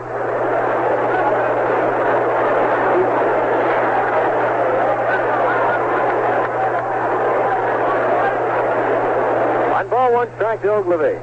Barr with a new ball to the stretch. The 1-1 pitch swung on and missed, strike 2. They count 1-2. Ossie just on the mound and walking around in the bullpen for the Angels. Here's the key right now where you find out, and you have to know if you're a reliever. Ossie has been up 3 times, and you just can't lose it all out there. Just keep pumping. The 1-2 pitch is fouled down the right field line again, way back up into the seats. After you get loose, then you got to start just playing catch and watch what's going on. You just can't lose it and leave it in the bullpen. Don just walking around and watching the action. Play a little, toss it a little bit, play a little catch, and then turn around and watch it. 1 ball, 2 strikes.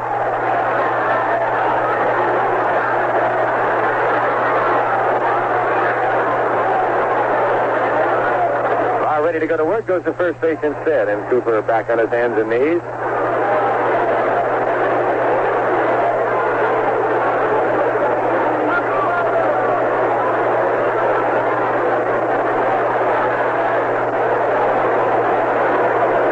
Sets and delivers a foul back out of play and just off to our left, hitting the window of the television booth where we'll be coming your way tomorrow night and Sunday afternoon. KTLA Channel 5 in the Southland.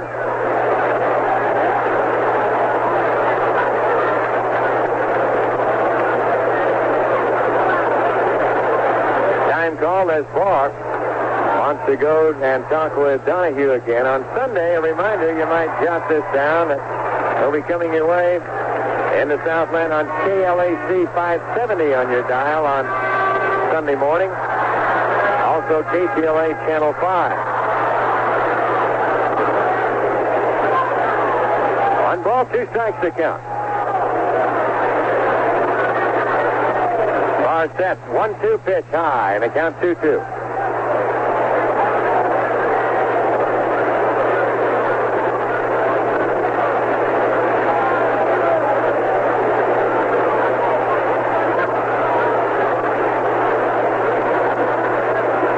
Balls, 2 strikes. Barr to the stretch. Here's the 2-2 pitch. Foul back out of play. The count remains 2-2.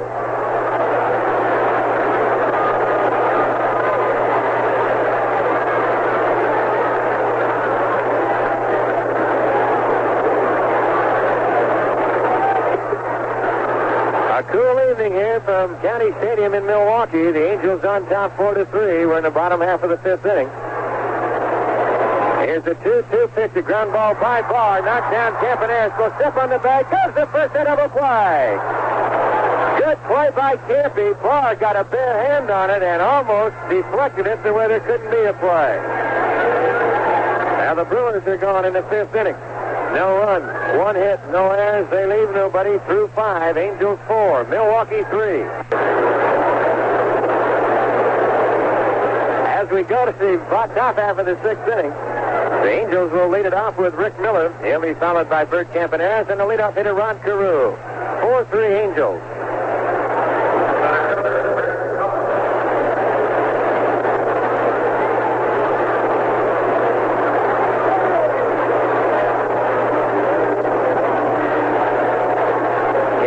City did not score in the fourth inning, and through 4, it remains 6-2 Seattle. Sorensen winds. The pitch to Miller is taken for a strike at the knees, and the count is 0-1. Through 5, Texas 4, Minnesota nothing.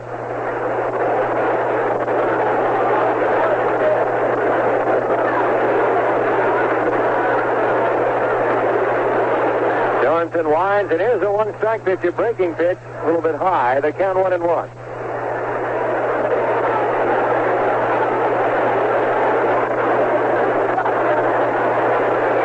Here's the 1-1 pitch to Rick. Is a fly ball hit up the alley left center field. Thomas giving chase. He is going back to the warning track, and him and Ogilvy run together, but Ogilvy holds on to it. Oh, that ball got up in the breeze and carried a long way to the warning track, and it was Ogilvy who held on to make the catch.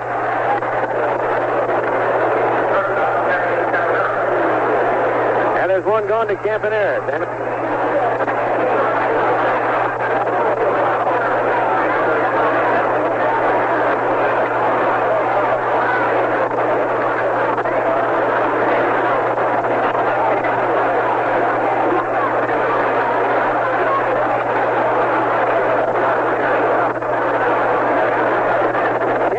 Takes a strike, and the count is 0-1. Rod Carew on deck.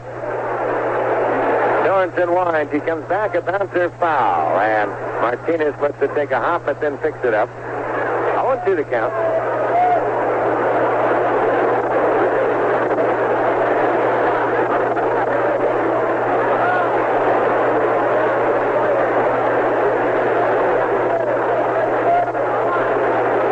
Sorensen winds. Here's the 2-strike pitch high, and the count 1-2. Larry trying to overthrow that ball. 1 ball, 2 strikes.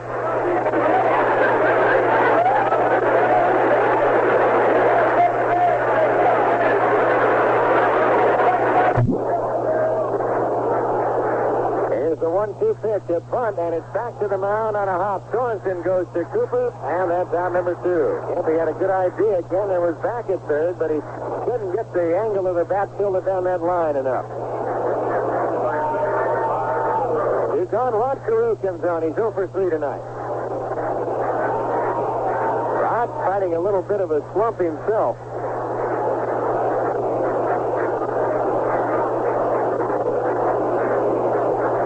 And Rod has come back to the active list. Here's the pitch to Carew, taken outside ball 1.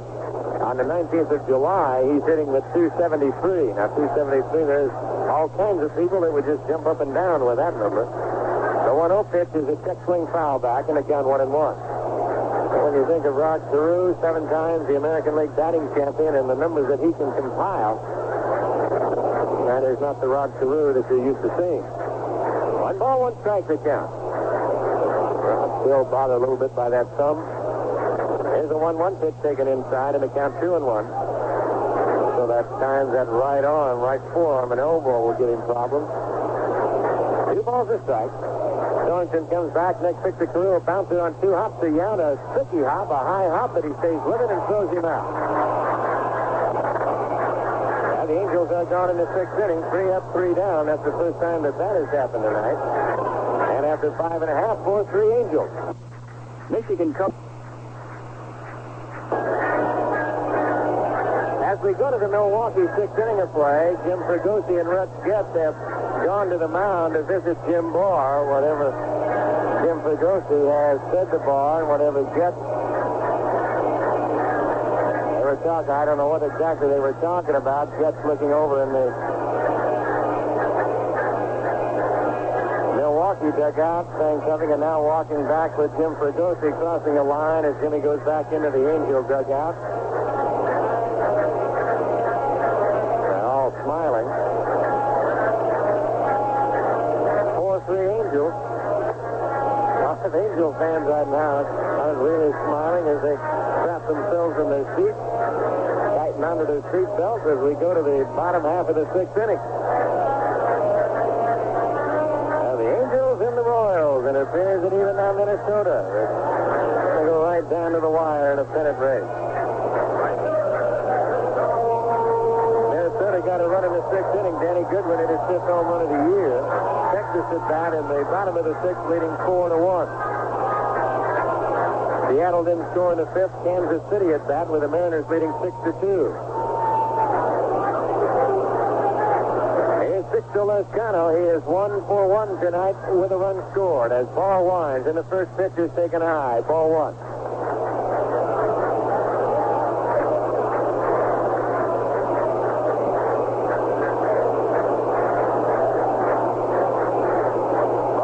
And he comes right back. Next pitch, pick one call over the outside corner. And the count 1-1. And that Seattle-Kansas City game, Robertson hit his 15th home run of the year, a grand slammer in the third inning. Brett hit his 20th with a man aboard in the Kansas City half of the third. 6-2. Seattle. There's a fastball inside. Straightens Lezcano up. And the count 2-1.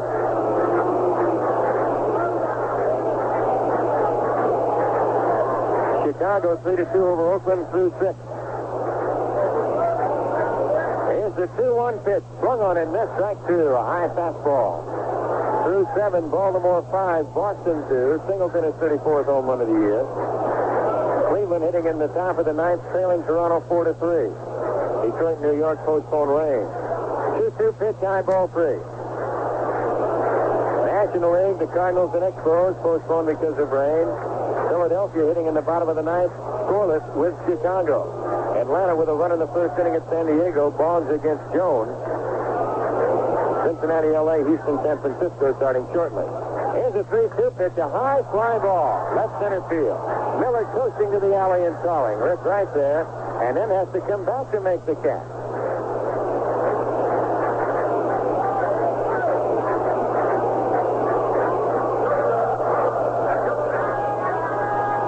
One away to Robin Yount, who has doubled and scored and struck out.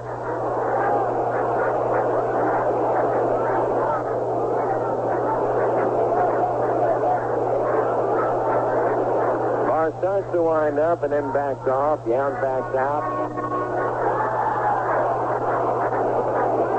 Now Robin back in. Barr ready to go to work and delivers the first pitch. A line drive left field. That's a base hit. Bader over. Makes the play, Yount around first, and he will hold right there after a wide turn.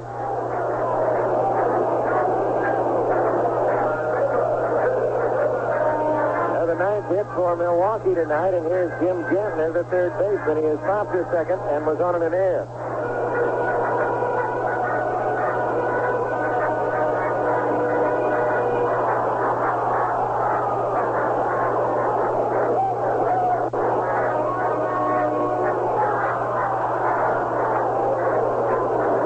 Yes. Yount away from first. The pitch to Gantner is outside, ball 1. Lamps it up inside the bag at third about a step. The infield double play depth, although Campaneris deep is short right at the edge of the outfield grass, but he's swung over towards the bag. Barr shakes off a sign. Now nods yes. Carew holding Yount. Here's the 1-0 pitch. The ground ball back to Barr. Knocks it down. Picks it up from his knee. Scores, and they just did get him. Barr mad at himself. He had the ball to come back there. He fell down. Went on to Carew on a hop. He made the play barehanded. Fregosi and Miller will go to the mound to see how he is. It appears that he's all right. On the play, Yount goes to second base. Barr knocked that ball down with his bare hand, and Fregosi and Miller, home plate umpire Russ Gett, second base umpire Bill Haller out there. Barr lost his balance, went down, and the ball just about rolled down the slope of the mound towards third base where he couldn't get it. He got it, and from his knees, he threw a one-hopper to Carew, and he just did get Gantner. Now Martinez comes on. Mickey Rivers has hit his second home run in the ball game in the sixth inning for Texas, so it's at least 5-1. Texas still batting in the third. He's hit number 7 and 8 tonight. Texas 5-1, at least 5-1 over Minnesota, and still batting in the sixth. Kansas City didn't score in the fifth through 5. It is 6-2 Seattle. Mariners sitting in the top of the sixth.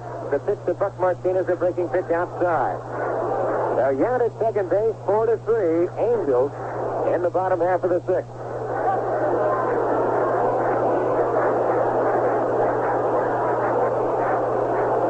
Barr shakes off a sign. Now backs off. They go to overtime. Philadelphia and Chicago scoreless through 9. Reed pitching for the Phillies in the 10th inning at Philadelphia. Two clubs where you see there's a lot of disgruntled people. Chicago and Philadelphia. Philadelphia's already made the managerial change. Fired Danny Ozark. They just have the interim manager, Dallas Green, there now. Here's the 1-0 pitch. Martinez takes high, and the count 2-0. Chicago papers today talking about who will manage the Cubs next year. The leading candidate, a name out of the past who hasn't been in baseball for a few years, but the pollsters, members of the Fourth Estate, leaning towards Alvin Dark, followed by Joey Amalfitano. Mike Rourke, the coach. Here's the 2-0 pitch. A ground ball hit to Lansing on a tricky hop. He stays with it and throws him out. We'll talk about those hops as we come back. And right now the Brewers are gone in the 6th inning. No runs are hit, no errors. They leave 1. And after 6, Angels 4, Milwaukee 3.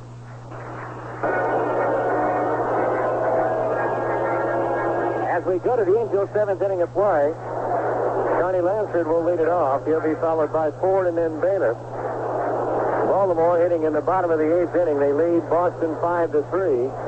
Through 6, Texas 5, Minnesota 1. Lansford tonight has doubled and walked, scored both times, bounced to second. Actually didn't bounce it. A line drive one hopper that Molitor made a good play on him. Goes after a change and doesn't get it.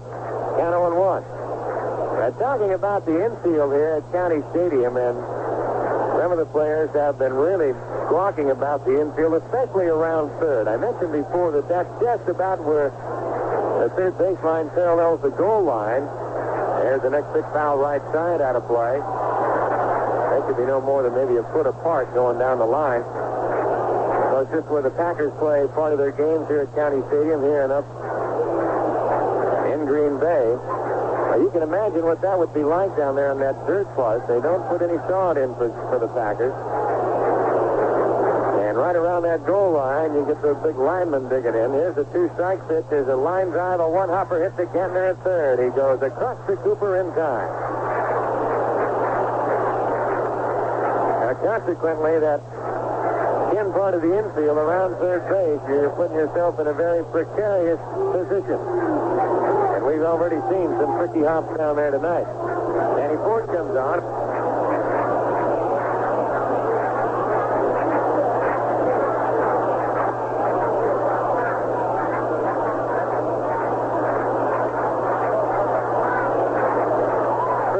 Is at the knees and all the way to the backstop. Ford just leaning on his bat, looking out at Sorensen, and then looks down at the ground as he does a little landscaping.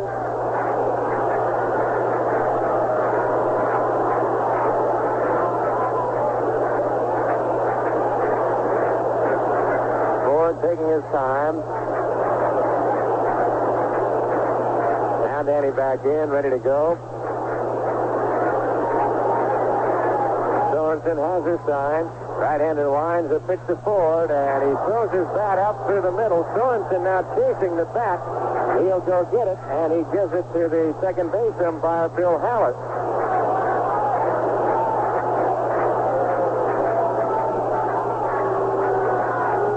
Now Ford throwing the bat back up the middle. It didn't go back through the mound. Just off to the first base side of the mound, but Danny trying to get his point across. 1-1 strike to count. Sorensen. And now Russ Jett saying something to Danny Ford. Ford will go over and he will allow him to go to the pine tar rag. Don Bader saying something to home plate umpire Russ Jett as he hands Ford the pine tar rag.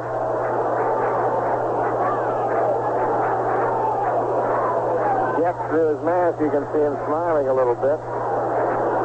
Ford doesn't have a smile on his face, nor does Baylor.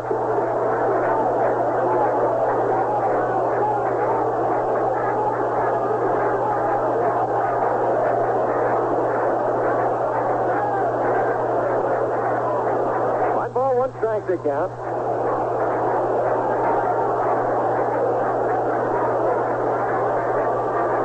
Ford back in as Sorensen has his sign. Here's a 1-1 pitch. And that goes behind me, and there goes Getz. He is running to the mound right now, and here goes Ford. He's gone to the mound, and he is going after Sorensen. Here comes Johnson, and they're all coming out there. As Big Frank Howard shot somebody into the pile, and they're going at it. Bergosi trying to keep his men out of there, trying to keep the hands off, as they go after everybody, and there's a pileup as they pull Carew away, Bamberger and Mooney, and they're going after it over on the side as they try and get the pileup undone. Big Hondo trying to get in there and break it up a little bit, but as Sorensen threw behind Danny Ford and Russ Getz raced to the mound, and Getz got in between Sorensen and Ford, but they were going after one another. And both teams out in the field as they try and get some cooler heads to prevail. Jim Bergosi trying to get his men back out of the pileup, and whoever, I don't know if there's anybody down on the ground still in there now or not, as they start to unpile them.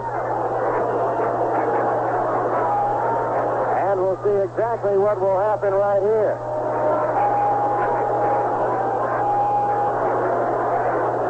Martinez down on the ground at the bottom.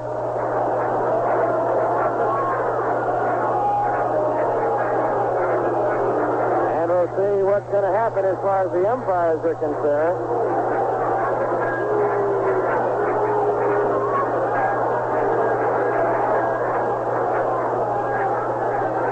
Don Bader talking with Robin Yount behind the mound. Sorensen standing at the mound. Jimmy Anderson right there. And we'll see exactly what will happen as Russ Getz goes out through the middle of the mound and brushing his hand back and forth like he's trying to swat some gnats away, trying to get all the players back on their prospective side of the field.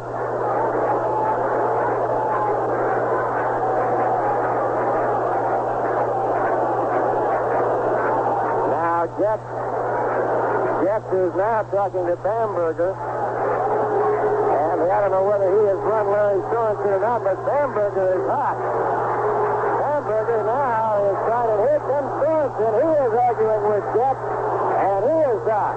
So it's Sorensen and Bamberger against Getz. Jim Bergosi coming back out to see what's going on. As Getz takes Bamberger and Bergosi to the first baseline, and I don't know whether he has run both Ford and Sorensen or not. But it appears that Sorensen might be gone, the way his reaction was and the way Bamberger's reaction was. Frank Howard out there with the cap off, as Sorensen is talking to Getz, as Getz just turns his back and waves his hand, says, "Get out of here." Now he turns around and points the finger at him, and Sorensen is going right back at him, pointing the finger at him, as Bamberger is following Getz around by home plate. Jim Bergosi is waiting until Bamberger has had his say just to find out exactly what's going on. Sorensen, he is livid. Frank Howard standing alongside the Milwaukee infield of Cooper, Gantner, Yount, and Molitor. They're not saying a word. Cal McWish out, and we'll see exactly what goes on. The home plate umpire, Russ Getz, he's just walking back over by the mound all by himself, and we might have somebody out of the bullpen. Danny Ford, cap off, and I don't know what his position is right now. He is walking back to the Angel dugout, taking his batting gloves off, so he might be gone. And now Sorensen is just after Getz again saying, why? Getz just walking around. He didn't want to talk to anybody. Bergosi standing now talking with Luciano, Martinez, Yount, Gentner, and Molitor.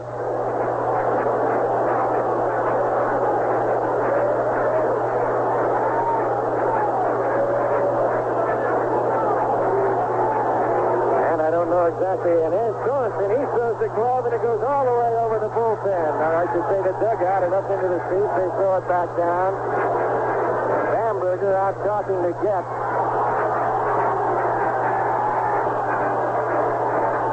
That'll be all for Sorensen. Bamberger standing at the mound talking to Getz. Bergosi talking to Luciano, surrounded by Martinez, Gantner, Young, and Molotov. Bamberger on the mound, gesturing and trying to figure out and making his case. Now Ferdowsi's going to go out, and he's going to talk.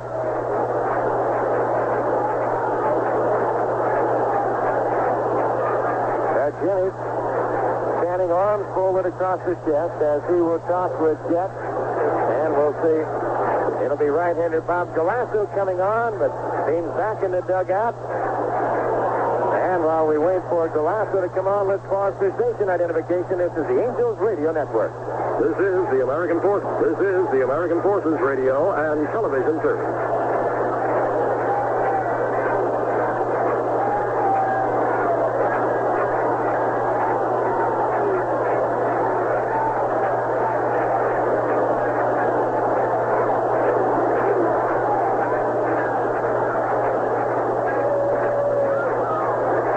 Galasso on the mound. Bamberger still out there talking to Luciano. Getz just walking around, and Galasso will be given all the time that he needs to get himself ready. The right-hander might have been throwing in the bullpen anyway, the way that he's come on and started to warm up. Now the Angels, it's been said in the club, I'll do something. Get in a fight somewhere. Let's get out of this thing and wake ourselves up. If that's what it takes, why, go do it. Had a little skirmish, not really nothing of any sort at Chicago, and Barlow hit Bannister. Tonight, a little more of a fracas as they went at, and a few blows were struck, or taken, I should say. Down in a heap out there on the mound. It's a good time when you try and keep yourself off the bottom. As we check the scoreboard for you again, Seattle hitting in the top of the sixth. On top of Kansas City, 6-2. After 7, it's Texas 5 and Minnesota 1. Now the count is 2 balls and a strike to Danny Ford. Galasso's ready to go. And we have to wait and see who might come out and hit for Ford if indeed Ford was ejected. Umpires, Haller, Luciano, and Getz are out on the third baseline waiting to see who's going to come back out of the dugout, but we'll continue the score. Chicago hitting in the top half of the 7th inning. And now Jim Fregosi is going to come out. And it appears that Ford has been ejected, that Harlow will go in, and he will hit for Ford. He'll inherit a 2-ball and 1-strike count. Well, the first pitch to Ford was in at the knees. He just kind of stood there a little bit. The next pitch, he sailed the bat back up the middle. Off to the first base side. The next pitch by Sorensen, he threw in behind him. And that's when home plate umpire Russ Getz made a beeline for the mound with Ford right behind him.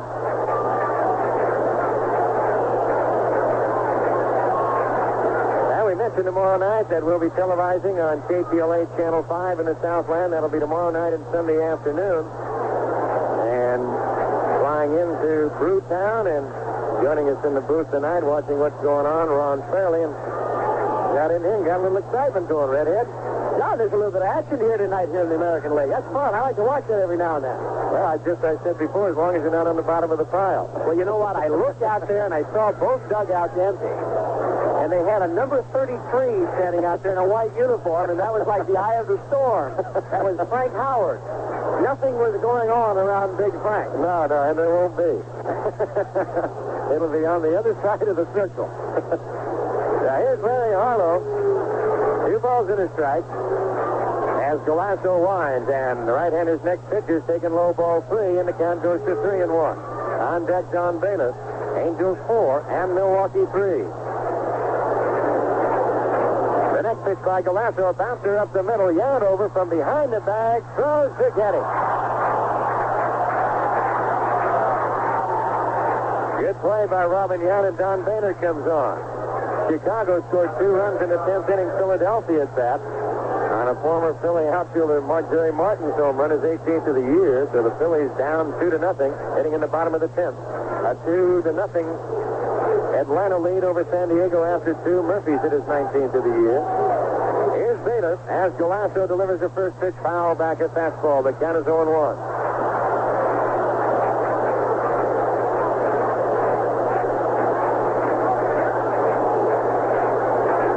on deck, Willie Aiken. No balls in a strike to count.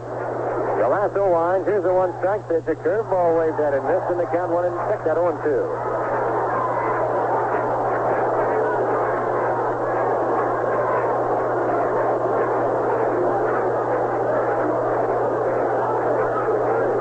Angels 7th inning. They lead it 4-3 as Galasso winds. The next pitch is a breaking pitch outside, and the count goes to 1 ball, 2 strikes. Again, they're back and a couple of steps off the line at third. The outfield counters slightly in left center field. Those will be the left fielder deep. The next pitch to Baylor is taken outside, and the count 2-2.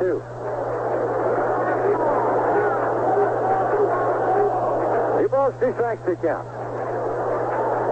Here's the 2-2 pitch. Baylor checks swing on a fastball up and in, and that's fouled away. Count remains 2 balls, 2 strikes.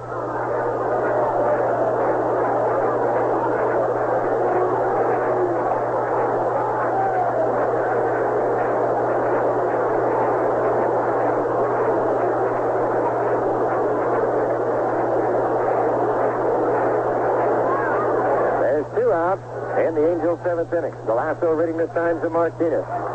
Right-hander wise, and here's the next pitch. There's a drive hit to left field and hit well. Going back, Ogilvie to the wall. He looks up and jumps, and it's off the wall. He can't find it. Baylor to second base, and it will be a double.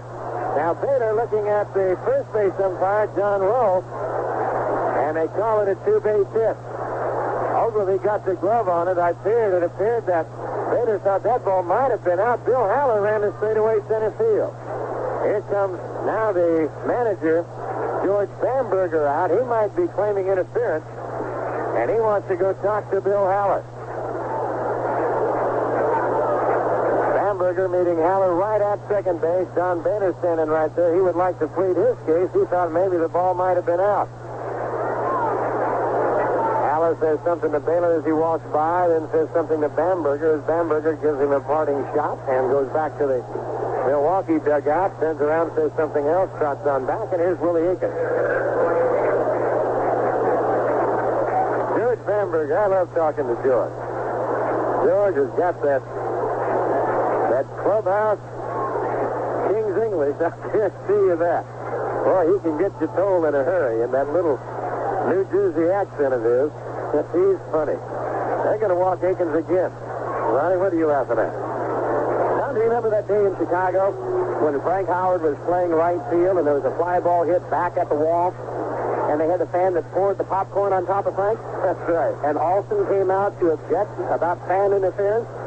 And when he went to the, like you say, Bill Haller, the second base umpire, and he says there was interference out there. The fan threw popcorn on my right fielder. And it was convincing the umpire of that until the umpire asked Frank Howard if the popcorn interfered with him, and Frank said, "What popcorn?" And Alston walked off the field and wanted to kill him.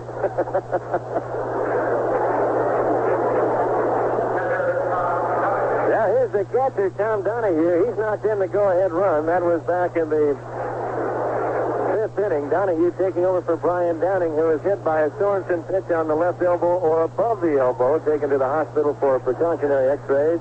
The pitch to Donahue swung on and missed, and the count is 0-1.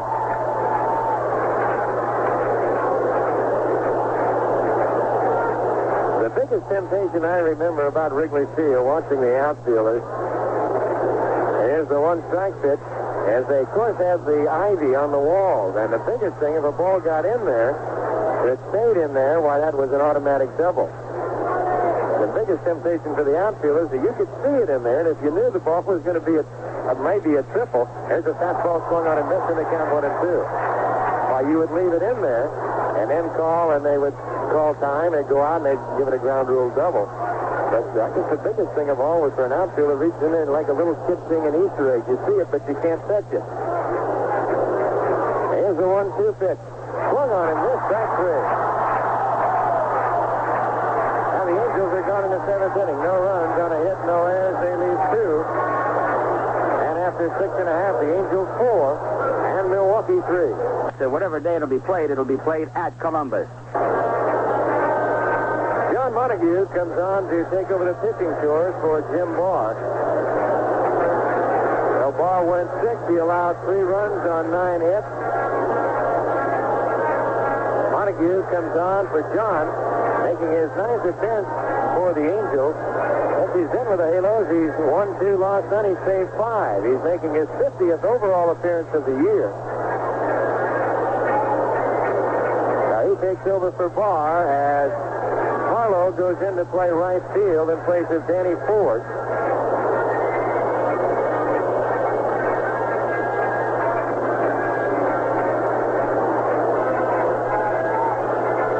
Outfield now, Bader in left, Miller in center, Harlow in right.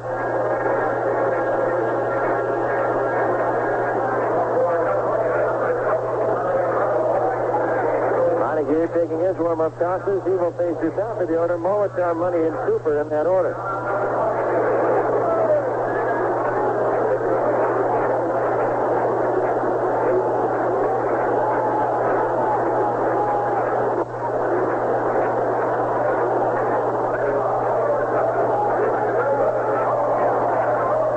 Tonight is flying to center, bounces short, fouled out to Carew at first. Got to keep an eye on Molitor. He'll try and bunt.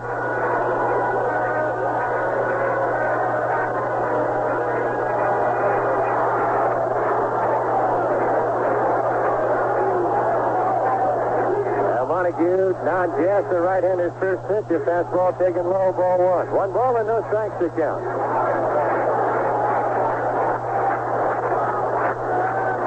Montague comes right back. The next pitch to Molitor, taken low. That's ball 2. The count is 2-0. Last game that Montague worked in was on Sunday at Anaheim Stadium, so he's been off a while.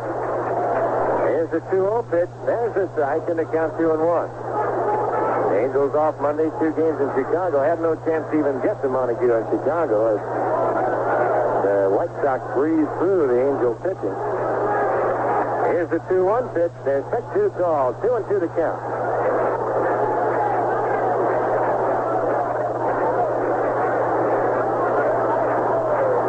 Montague winds, and here's the 2-2 pitch. Got him swinging, strike 3 on a good breaking pitch.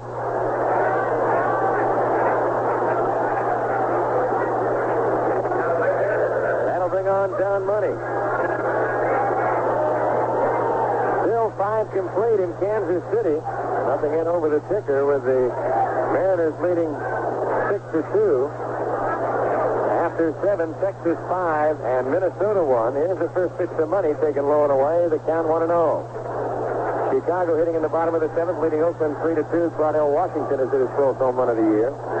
Montague winds, and here's the 1-0 pitch. There's the strike, and the count 1-1. Baltimore defeated Boston 5-3. Stone over Stanley. Detroit, New York rained out. Toronto 4-3 over Cleveland. The Cubs shut out the Phillies 2-0 in 10 innings. Here's the next pitch. There's a breaking pitch swung on and missed, and the count 1-2. Cardinals Expos rained out. Doubleheader. They'll double it up tomorrow. After 2.5, 2-0, Atlanta over San Diego, Cincinnati, L.A., Houston, San Francisco starting shortly. Here's the 1-2 pitch. Just low, and the count 2-2.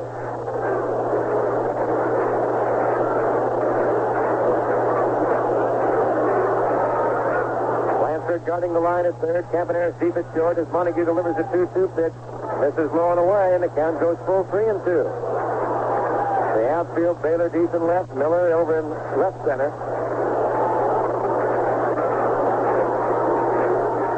Full count 3-2 to Don Money. He's 0 for 3 tonight. Here's the 3-2 pitch. Down low, ball 4.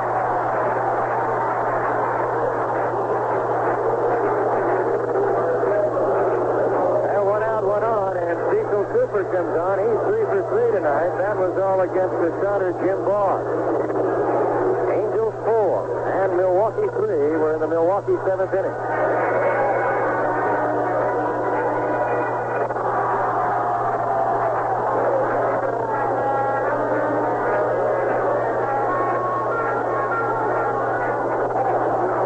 Montague peering in to get the sign from Donahue. Here's a pitch to Cooper. Fastball taken low. The count 1-0.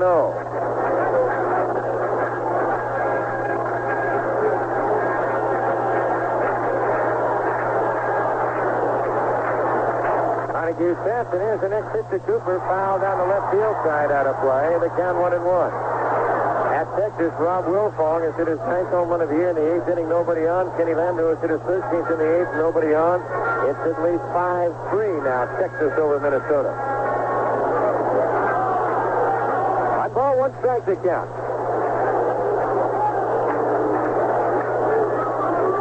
Lansford inside the bag at third, cutting the line. The pitch by Montague is hit foul left side out of play. The count 1-2.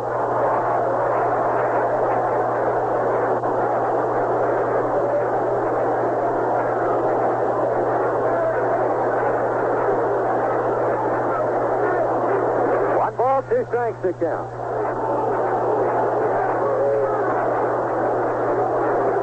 Montague to the stretch. The next pitch is a breaking pitch hit to the shortstop, Campaneris. The big hop goes to Gritch for one. Back to first, not in time.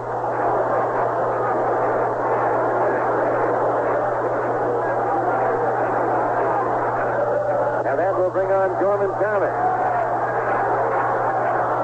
Thomas, the center fielder, struck out, doubled, and flying to center. 2 outs, Cooper aboard. Thomas the hitter.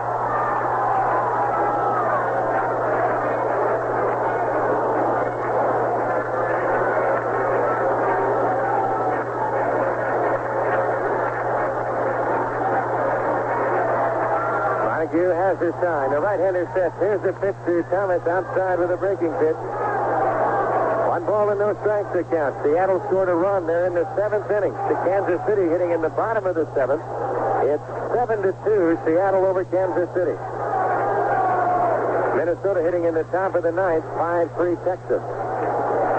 Montague ready, and here's the next pitch to Thomas. Blown away, the count 2-0. Time call, Ron Carew comes on. You got Ben Ogilvy on deck.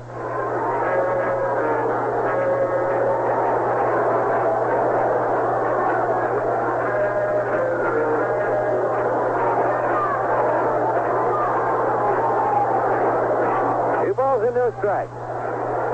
Montague, not yet. He goes to the stretch. The pitch to Thomas is struck, and the count 2-1.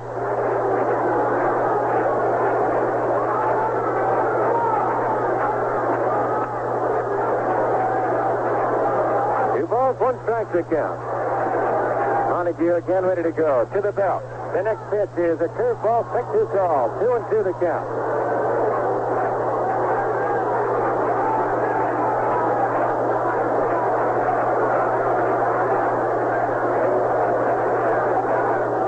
Count even up, 2 balls, 2 strikes, 2 outs. Cooper at first. Carew holding.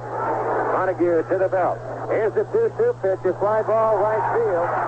Over in the alley as Harlow has a play. Makes the catch, and that's out number 3. Well, Milwaukee gone in the 7th. No runs, no hits, no errors. They leave 1 through 7. Angels 4, Milwaukee 3. As we go to the top half of the 8th inning, Bob Galasso taking his warm-up tosses with his catcher, Buck Martinez. The Angels lead by a score of 4-3. They will go to Bobby Gritch, Rick Miller, and Bert Campaneris.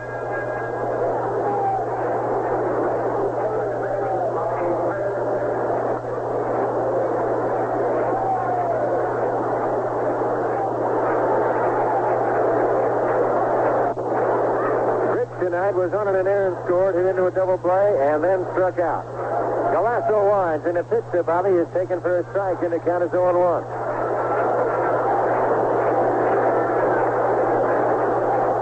Galasso shaking off the sign. The right-hander turns, kicks, and delivers. There's a looper into right field. That's going to drop for a base hit. Now Gritch, a leadoff single here in the 8th inning, and Rick Miller comes on. And we'll see how Jim Fregosi wants to play it. The Angels on top, 4-3.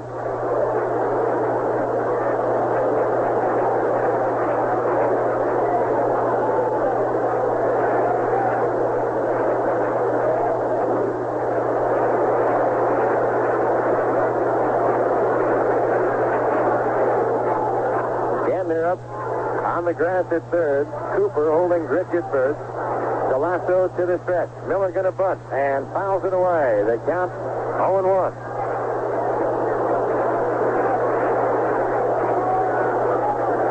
Gantner charging hard from third. Miller trying to bunt that ball down the first baseline. Now we'll see if Fergosi might turn around and change the order of the day and maybe put on a hit and run. He might keep the bunt on. Milwaukee looking for the bunt. Gantner coming down the line. Miller squares the bunt, and Golasso backs off. So Miller really giving himself away in a hurry unless he turns around and does that old Casey single butcher boy shot. You kind of turn around, you give the bunt away early, and then you draw back and try and slap it by an infielder who might be charging. He's got a bunt, and he pops it in the air, and it's Cooper to make the catch. And Ron Fairley, we've talked about that so many times. All they've got to do is let the ball drop, and they've got the double play. But Cooper took it right out of Galasso's hand. Tom, those are the kind of plays that you look for. And you have to remind yourself, once again, that at the start of the play, the first thing you look for is the ball to be bunted in the air. Because that's the first thing that comes to your mind. You have a chance for a double play. If the ball hits the ground, you remind the second baseman, if that should come about, I'm going to trap the ball, I'm going to throw it to you, tag the runner, and then step on the base. You have a double play. If you work the play, throw the ball to first, and have him step on the base, and then tag the runner, that is not a double play. Now here's Campaneris. There's just one out. Gritch remains at first. I remember that happened to me one time at Candlestick Park when Wes Parker was playing first. And of all people, the bunt was Willie Mays. Had a nice little pop-up halfway between the mound and first base. I went over and I had my hands right there, and I had him ready to catch the ball. Mays was so disgusted he was standing at home plate. I pulled my hands apart to get ready to pick it up on the bounce, and Parker's glove is right underneath mine, and he caught it, and I wanted to hit him right on top of the head. Pitching a pitch out, and Gritch going nowhere. The count 2-0. I said, Wesley, my boy, what are you doing? I made a good catch. I had to drive that little white button right in the top of his head. Mays had never bunted. In years, he'd never bunted. Here's the 2-0 pitch to Kempy, taken high, ball 3, in the count 3-0. On deck, Rod Carew.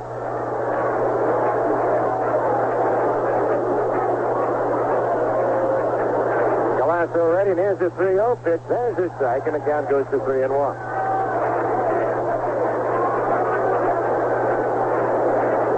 1 strike to count. Infield, double play, depth, 1 out. Campaneris calls time, and he wants to talk to Bobby Gritch. And a reminder, I should say Bobby Cannot. Bobby Gritch is at first. Now's the time.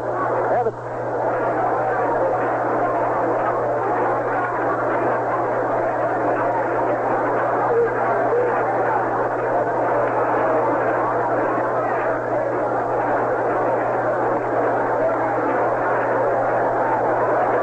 Ready to go. And here's the pitch to Kempy, taking low, ball 4, and he walks. Let's pause for station identification. This is the Angels Radio Network. This is the American Forces Radio and Television Service.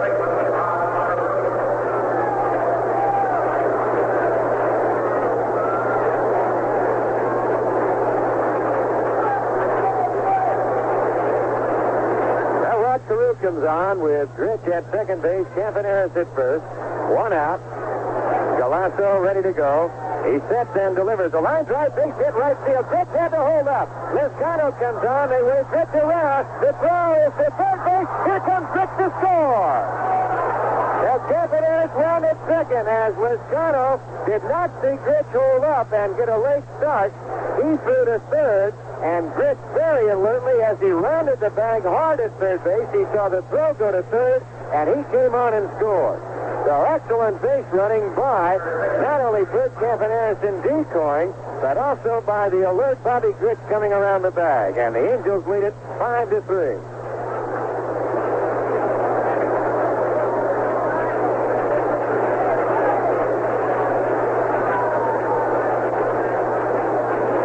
Be a single and an RBI for Ron Carew as Connie Lansford stands in.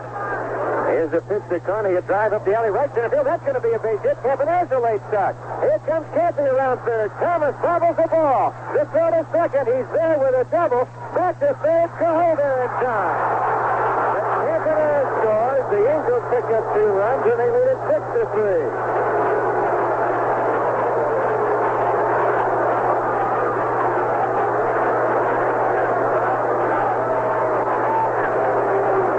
Campaneris held up a little bit, and then he came on while he was sliding across the plate. Gorman Thomas was in right center field, and he bobbled the ball.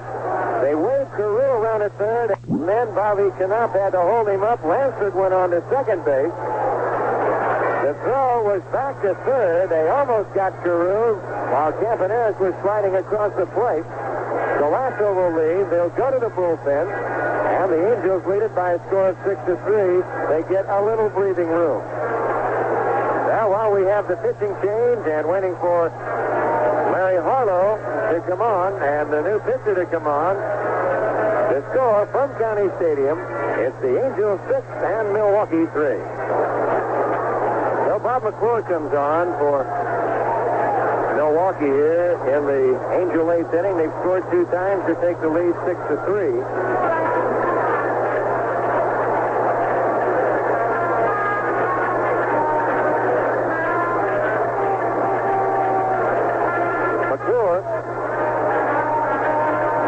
Making his 33rd appearance of the year, record of 5-2. He has 3 saves and a 4.15 ERA. So George Bamberger will go with McClure to the left-handed hitting Harlow, followed by Baylor. And then the left-hand hitting Willie Aikens. There's still action in the Milwaukee bullpen. Kansas City scored 3 runs in the 7th inning and threw 7 complete. It's now Seattle 7 and Kansas City 5. Texas defeated Minnesota 5-3. Oakland scored 6 runs in the 8th inning to lead Chicago by a score of 8-3. Wayne Gross hit his 13th home run of the year, a grand slammer for Oakland. Baltimore 5-3 over Boston. Detroit Yankees rained out, and Toronto 4-3 over Cleveland. St. Louis Montreal rained out a doubleheader. In 10 innings, Chicago 2-0 over Philadelphia. Atlanta 2-0 over San Diego after 3.5. Cincinnati, Los Angeles, no score. Houston, San Francisco, no score. The Cincinnati, L.A. game and Houston, San Francisco game is after 1. Don Baylor on the on-deck circle as Harlow stands in. McClure will work to Harlow with Carew at third, Lansford at second. The Angels a chance to break it open right here. They lead 6-3. McClure ready to go to work. He sets in a pitch to Harlow as a breaking pitch outside in the count 1-0.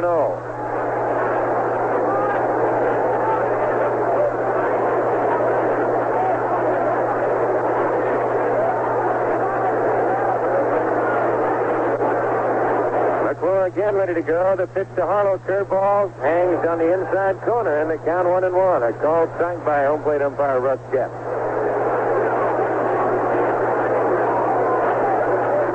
1 strike to count. McClure again ready to go. Here's the 1-1 pitch, a breaking pitch outside, and the count 2-1.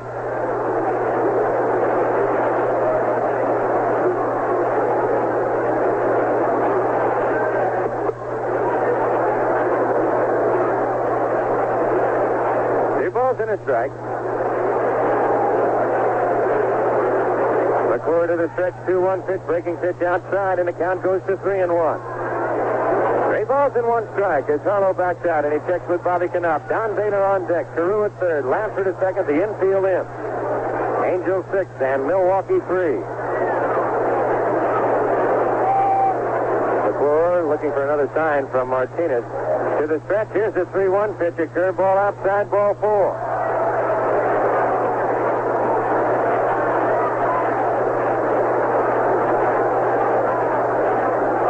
The bases are loaded, and George Bamberger going to the mound again.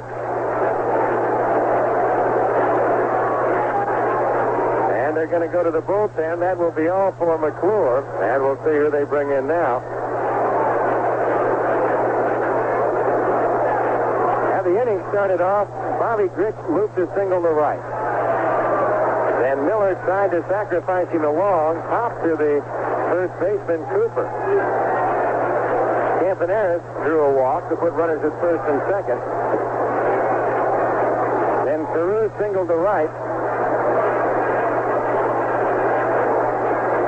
Bobby Grich scoring on the play as the ball was thrown to third. Campaneris stopped at second. Campy scored on the double by Lansford to the alley in right center field. Carew stopping at third. Harlow has just walked. And that's where we stand as we have a new pitcher for Milwaukee coming on to face Don Baylor. Right-hander Bill Castro coming on. Castro is making his 38th appearance of the year, has a record of 3 wins, no losses. He has 5 saves and a 1.90 ERA. Bamberger at the mound talking with Martinez as the Milwaukee infield. Gantner, Yount, and Molitor have a conversation. Ron Luciano, the third base umpire, talking with Carew and Canop. Now we have the pitching change, and once again from County Stadium at 6-3, California. San Francisco jump. Baylor tonight has singled. He's popped to third, bounced to third, and doubled. So he is 2 for 4 with an RBI, 132 on the year, and an 8-game hitting streak going for him.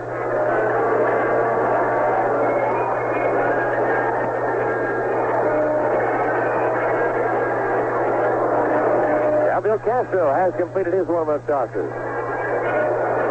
2 more games for these Brewers tomorrow night. It'll be Nolan Ryan and Moose Haas. It'll be Fan Appreciation Night here at County Stadium. And don't forget, they'll be coming your way not only along the Angel Radio Network, but also on KTLA Channel 5 in the Southland. On Sunday afternoon, it'll be Frank Tanana and Jim Slayton. That game also televised. Now Don Bader stands in. Castro working out of the stretch. Sets and delivers. There's a shot, foul, and look out. That'll tear some hands apart down in that left field area.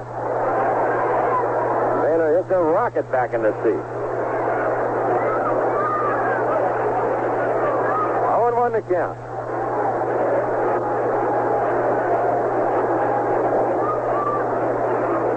Castro delivers the next pitch. Baylor takes inside at the elbow, and the count 1-1.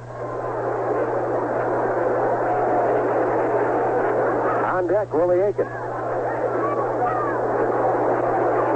Carew at third, Lansford at second, Harlow at first. Here's the 1-1 pitch. Baylor sends another shot foul, and that's off of the seat right behind the Angel dugout. A high hop, and it bounces over the head of the ball boy and goes all the way down into the left field corner.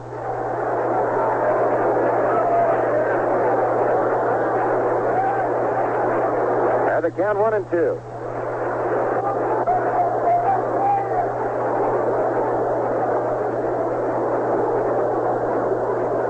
The 1-2 pitch. Bader, little hop foul back onto the net. Martinez coming back. He runs out of room.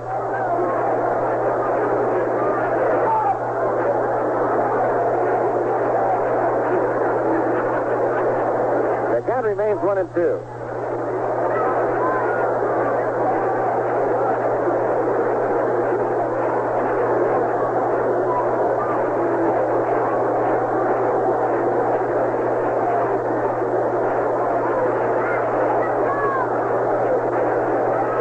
Doesn't like one ball. He gets the home plate umpire. Russ gets another one.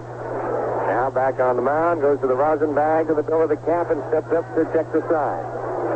Martinez wig-wagging the signs out. Runners take their lead. Carew from third, Lancer to second, Harlow from first. And Castro backs off. Cooper playing even with a bag at third, just in front of Harlow. Gantner back and guarding the line at third. The infield up the middle, Yount and Molitor in double play depth. The outfield straight away. Here's the pitch to Bader. Fly ball, center field. Carew tagging. Thomas getting in position for the catch. He makes the catch. The throw to third as Carew comes on to score. And the Angels lead it by a score of 7-3.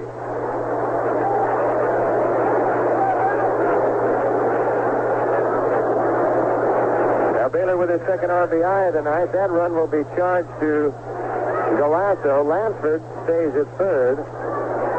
Harlow at first. There's 2 outs, and Willie Aikens comes on. Well, Aikens has been walked 3 times intentionally tonight, and he lined out to Molitor his first time at bat. The pitch by Castro is down at the feet, skipping out of the way as Aikens the count 1-0. On deck, Tom Donahue.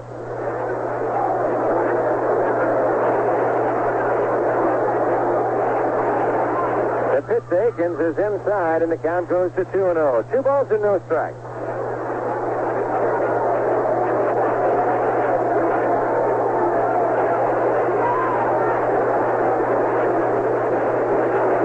Castro again to the stretch to pitch to Willie. Outside ball 3. On deck is Donahue, and I would have to think that Castro right here really doesn't care if he walks him at all. But even load the bases. With Donahue, the right-hander, coming up next, just going percentage-wise. Akins checking with Bobby Knopp.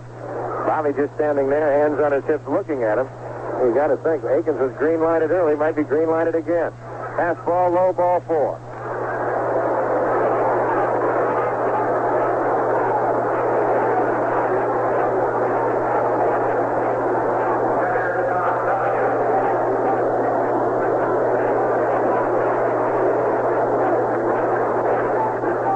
Donahue with the bases loaded once more. Lansford at third, Harlow at second, and Akins at first. Donahue, a base hit his first time at bat, taking over for Brian Downing to drive in the go-ahead run at that time. Fouls this pitch away, and the count is 0-1. That made the score 4-3. The Angels have made that hold up until they scored 3 times here in the 8th. They lead 7-3.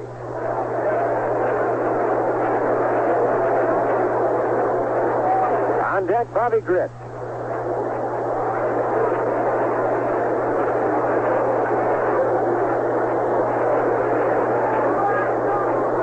Castro ready to go. The pitch to Donahue is a breaking pitch outside, and the count 1-1. 1 ball, 1 strike to count.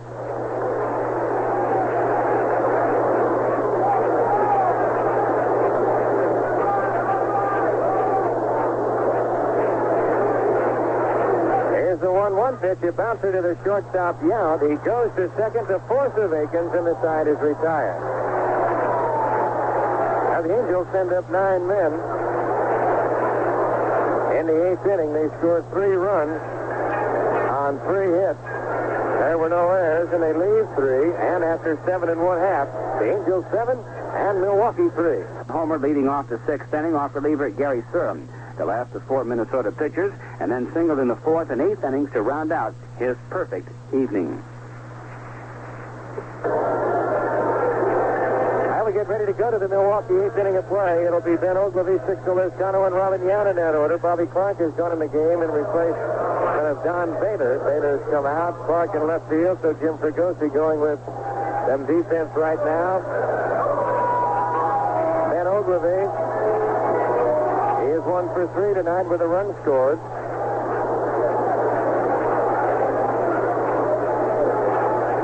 Montague winds, and the pitch to Oglivie is taken for a strike, and a count 0-1.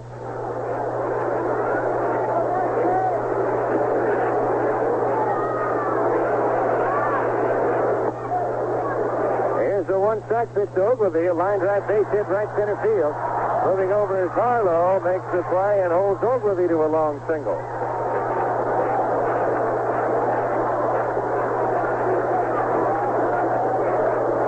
The Brewers get the leadoff man aboard and Ben Oglivie, and that brings on Sixto Lezcano.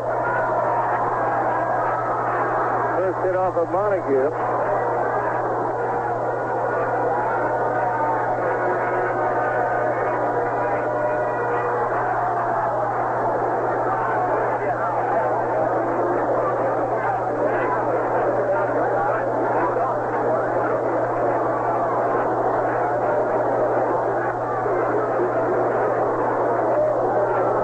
To Lezcano is on the outside corner, strike 1 call. The infield and double play depth. Oglivie at first. Lezcano 1 for 2 with a run scored. Right hand hitting outfielder. Time called by Donahue.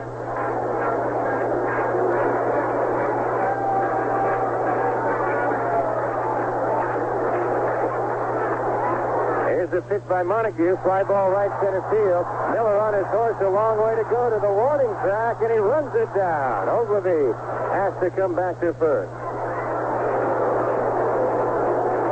Now Miller out in front of the 392 marker to run it down. 1 out, and Robin Yount comes on. After 8 complete.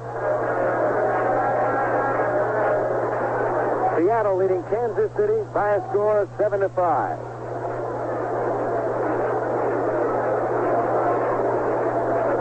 The Mariners up in the top of the 9th.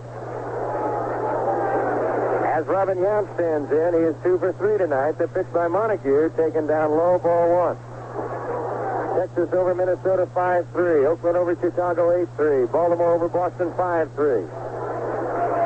And Toronto over Cleveland 4-3.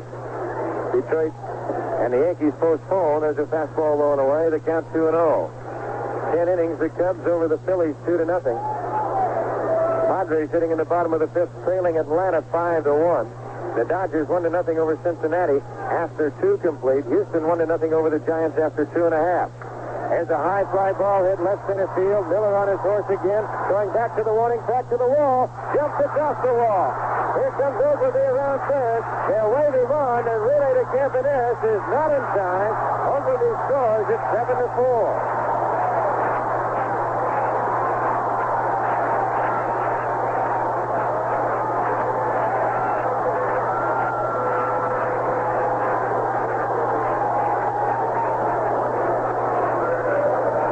Yount with a double high off the left center field wall.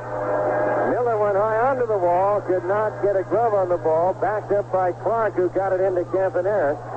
And Jim Gantner steps in as Yount stands at second base. It's 7-4 Angels. Montague ready to go. He sets, and the pitch to Gantner just outside of fastball, ball 1.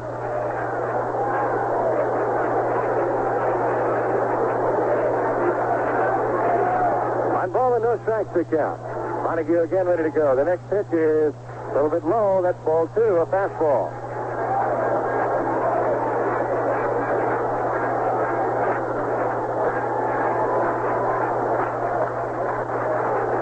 Montague again ready to go. The 2-0 pitch is taken low, ball 3, and the count goes to 3-0. On deck, Buck Martinez. Charlie Moore down at the bat rack. There's 1 out in the Milwaukee 8th inning. The Angels lead at 7-4. There's the 3-0 pitch in and over. The count 3-1. Charlie Moore putting on a batting helmet, and he might come up and hit for Martinez. Montague to the belt. Here's the 3-1 pitch. Outside, ball 4.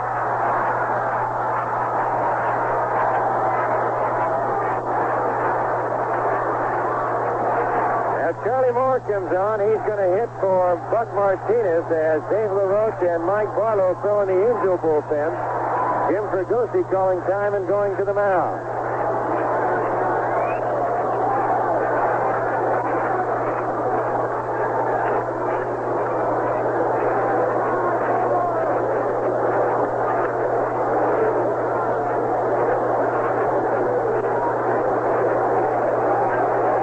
Fregosi said his say as he goes back to the Angel dugout. Charlie Moore comes on.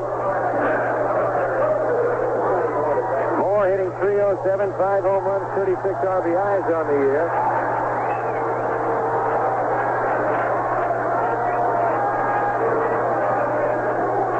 The infield in double play depth, and all of a sudden Charlie Moore represents the tying run. Angels 7, Milwaukee 4.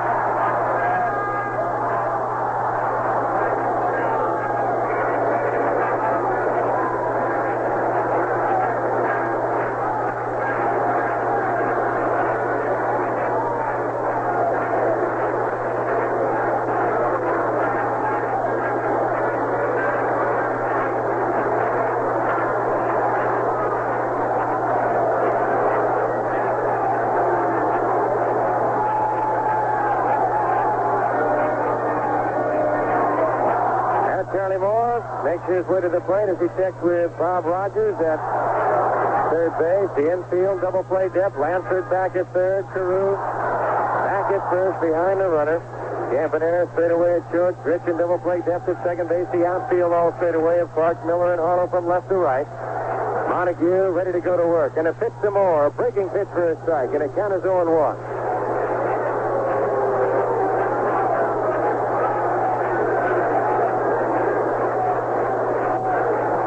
And a strike to count.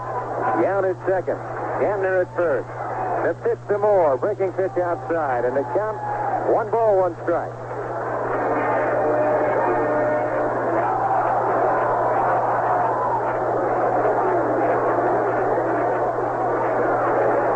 Montague has his sign, goes to the belt. The 1-1 pitch, a high fly ball hit down the left field line. Bobby Clark moving over, right at the wall, makes it go. He drops the ball.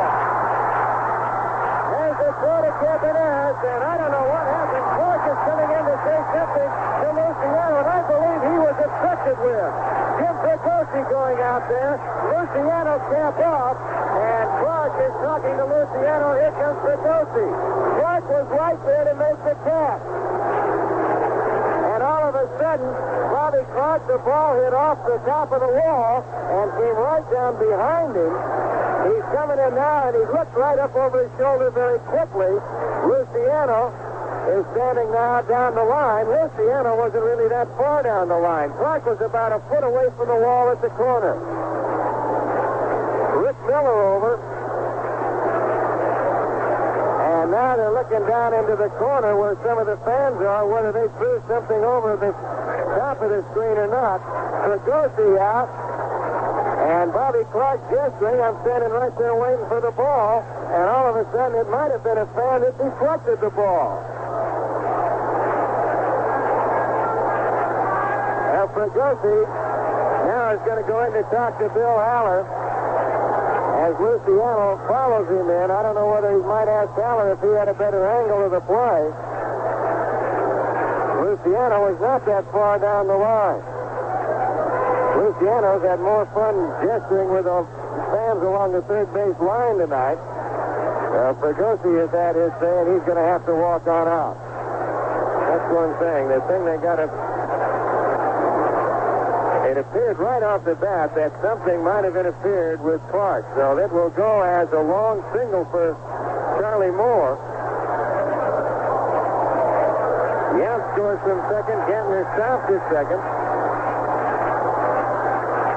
Now, instead of 2 outs, runners at second and third and 1 run in, there's only 1 out, runners at first and second, 2 runs in. The Angels lead 7-5. And we go to the top of the order and Paul Molitor. He's 0 for 4 tonight. Lansford back at third. You're going to have to keep an eye on him because he'll bunt on you.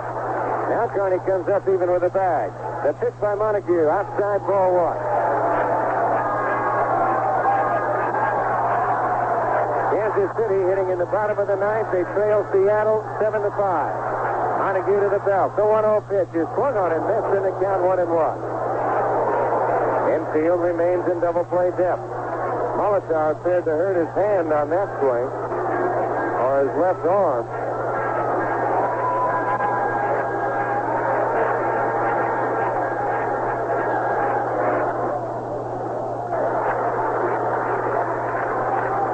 Here's the 1-1 pitch. Foul right side out of play, and a count 1-2.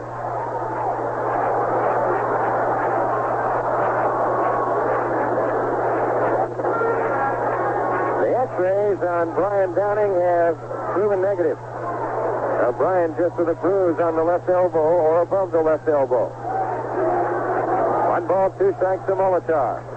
Montague sets the next pitch is away from Donahue, and the runners move up. And now the Brewers have the tying runs in scoring position. And we'll see how they call it.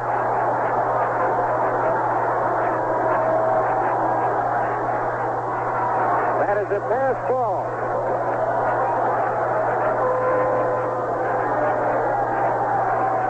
And the count 2-2 to Molitor. Gantner at third. Charlie Moore at second. Montague working out of the stretch. Here's the pitch to Molitor. A bouncer on a big hop hit to Lansford. He's got to hurry. Off balance. Oh, they can't get it. The run scores at 7-6. Look out.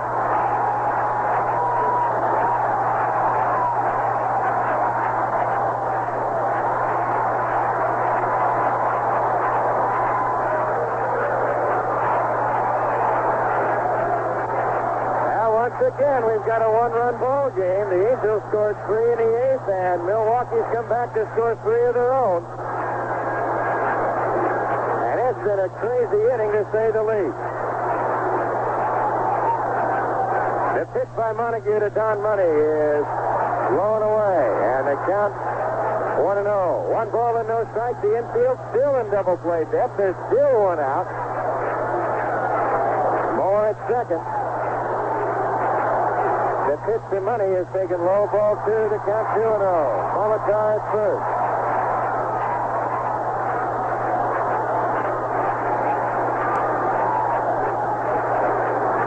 LaRoche and Barlow throwing in the bullpen. Here's the next pitch to Money. Outside, backhanded by Donahue, and the count 3-0. And on deck is Cecil Cooper.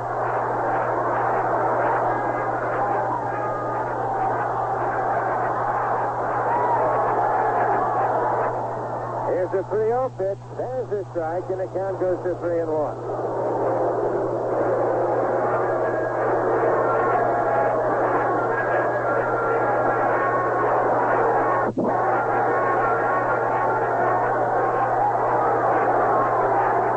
Montague ready to 3-1 pitch. Here's strike 2 called over the outside corner, and Money barks at Russ Jett.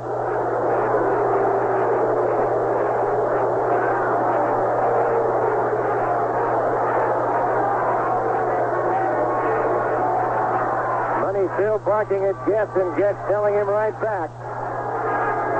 Full count, 3-2, 2 on, 1 out, 3 runs in, 7-6 Angels.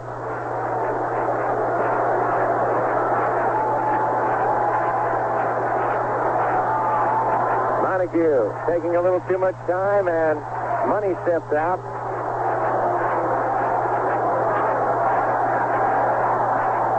Montague ready to go. He's set. Here's the pitch to Money. Down low, ball 4. The bases are loaded to Cecil Cooper, and here comes Jim Fregosi.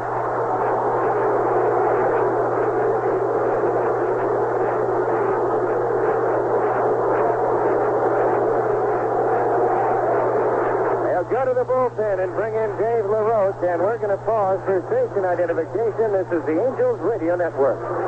This is the American Forces Radio and Television Service.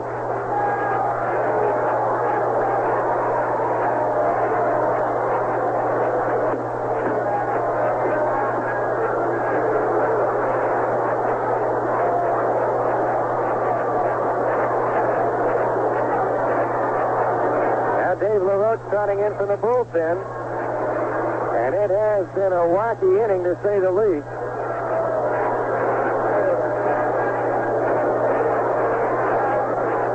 The big play of the inning right now is the ball hit by Charlie Moore that went down the left field line. Luciano talking now to Bill Haller, the second base umpire. Haller saying something to him, and Luciano shrugging his shoulders and shaking his head. Just to say, I didn't see anything.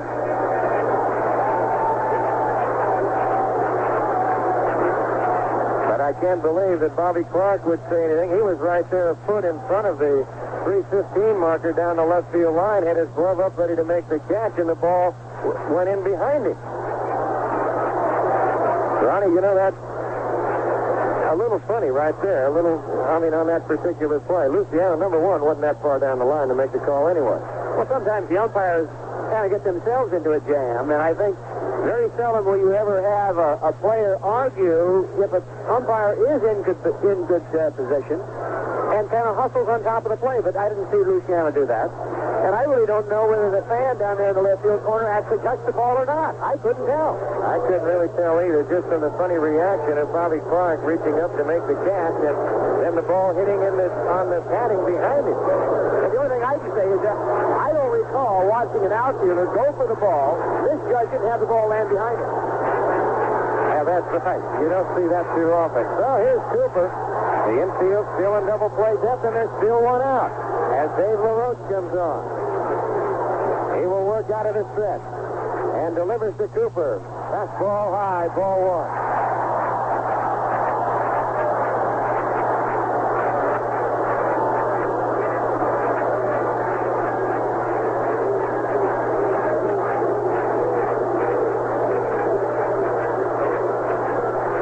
Reading the signs of Donahue. He's set. The pitch to Cooper inside, ball 2.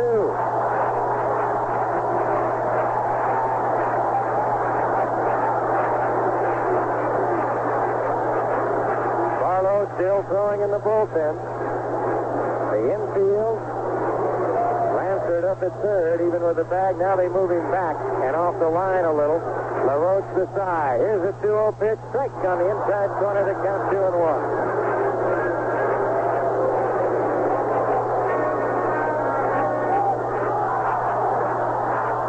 2 balls and a strike.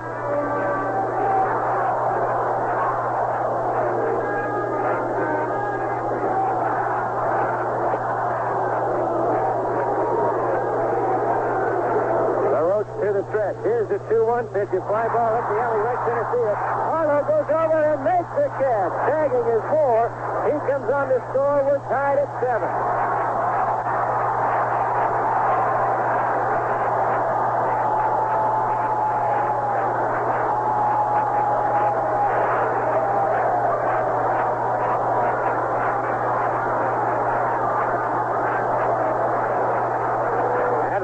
Charged to Montague as Charlie Moore scored, and that's the disputed play down the left field line.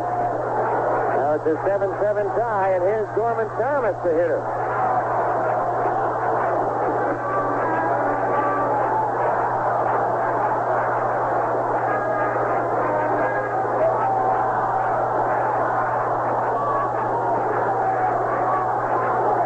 Pitch to Thomas is swung on and missed. A big swing and a miss, and the count is 0-1.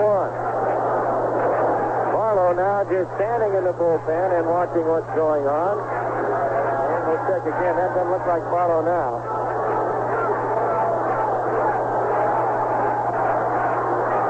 LaRoche ready to go. Here's the pitch to Thomas, a curveball inside, ball 1. 1 ball, 1 strike to count.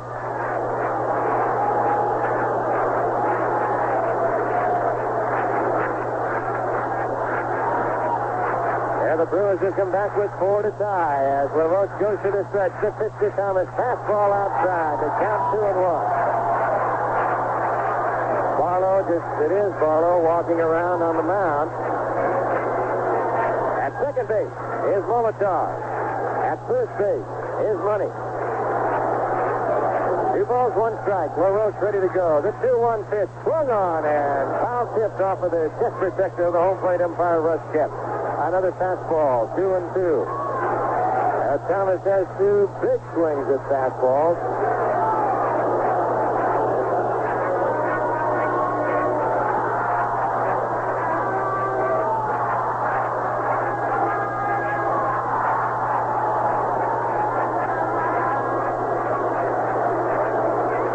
Two balls, 2 strikes, 2 outs, 2 on. A 7-7 tie from County Stadium in Milwaukee. LaRoche reading the signs of Donahue. He's set. Checks the runners. The 2-2 pitch. Foul back out of play and another swing, and a good swing by Thomas. And another fastball. Thomas, a notoriously fastball hitter. Notorious, I should say, fastball hitter. He's got checking on the hit that Thomas has this year. He's got 117 hits. He's got 40 home runs and 24 doubles. Here's the 2-2 pitch. Checks on a fastball high. It's all over at Royal Stadium. Seattle 7, Kansas City 5.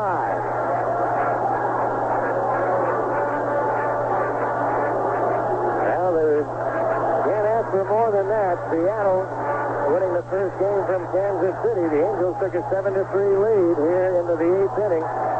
That has gone by the wayside. Runners go. Curveball, high, ball 4.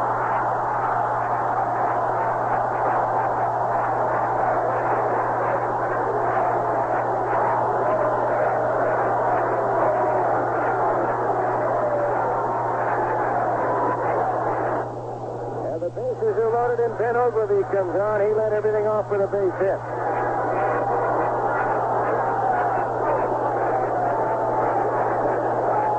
At third, Money at second, Thomas at first, and Ogilvie the hitter, a 7-7 tie. LaRoche working out of the stretch, and the pitch to Ogilvie, foul back out of play, off to our left. 0-1 the count.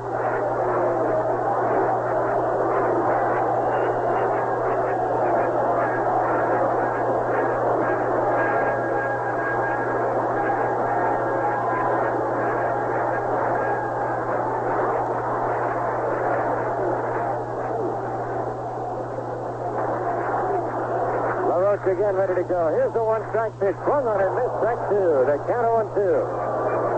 If you're looking to the Angel ninth, they will go to Grit, Miller, and Campaneris in that order.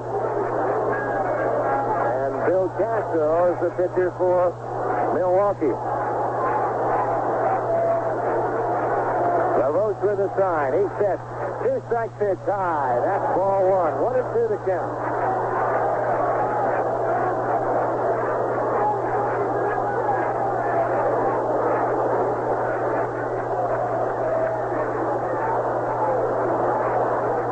LaRoche again to the belt. Here's the 1-2 pitch. Curveball hits the Carew. Fair ball. He's got to go to the bag. He'll do it himself. And the side is retired. As the Brewers come back with 4 runs on 1, 2, 3, 4 hits. No errors, and they leave 3. And after 8 complete, a 7-7 tie. The New Orleans Saints have played so poorly on defense during the first 2 losses that a candidate for a political office, a former sportscaster, vowed to get the state legislature to outlaw the flex defense. But the Philadelphia Eagles, who have lost their scoring punch in the last 6 quarters, could be thinking much the same thing about their offense after a 14-10 loss to Atlanta last Monday night. So Sunday's matchup between the Eagles and the Saints figures to answer some questions for each of the struggling units. According to Eagles coach Dick Vermeil, I don't think we played as well Monday night as we were capable of playing. I think we're a halfway decent football team. What it amounts to is that we can't find a team that would let us beat them once we get ahead. The Eagles have scored just 23 points in 2 games, 23 coming in the first half in a season-opening victory over the New York Giants. But Philadelphia has yet to score a single point in the second half. And New Orleans fans have been unhappy over Coach Dick Nolan's flex defense.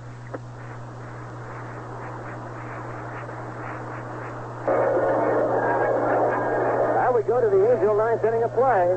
And Bill Castro taking his warm-up tosses with his catcher, Charlie Moore, behind the plate.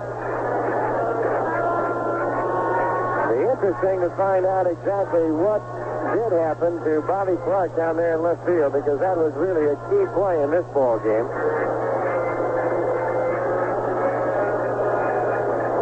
A 7-7 tie.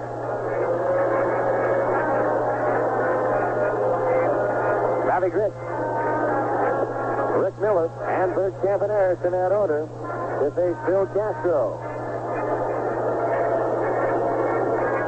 Seattle has defeated Kansas City 7-5.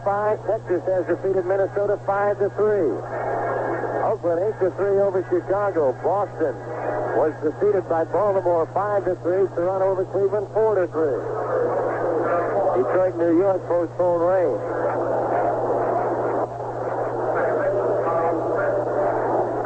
Now Bobby Grit's to lead it off.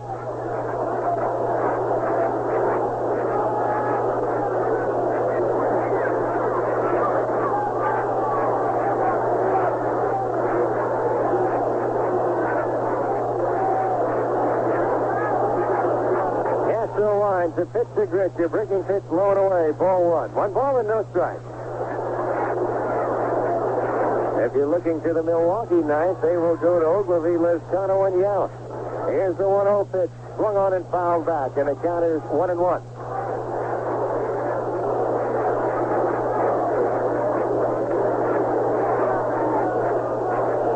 On deck, Rick Miller.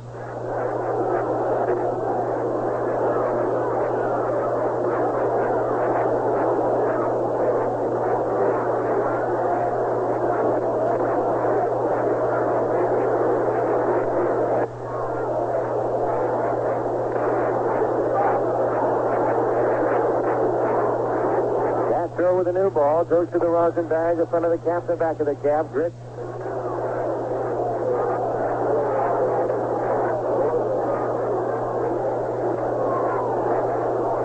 Now Castro from the windup, and here's the 1-1 pitch. Grit sends a ground ball right back up the middle, through the wickets into center field. Now Thomas bobbles, and Grit takes a wide turn, and he holds right there.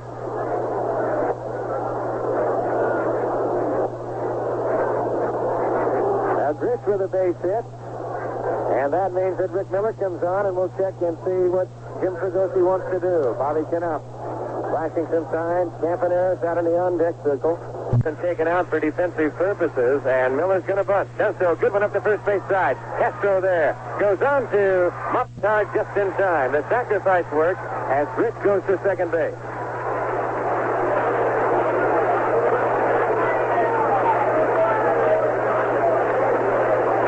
Now, Merv Retman is going to come out, and he's going to hit for Bert Campanera.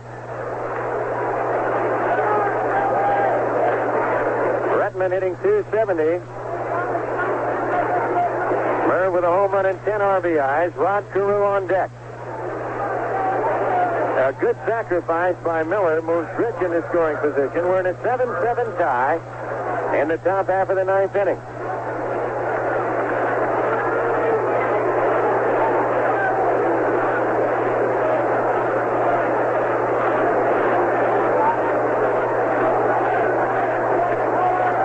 Redmond taking some practice swings as he goes over once again to the pine tar rag, the rosin bag, and now makes his way to home plate. Breeze continues to blow straight away left field.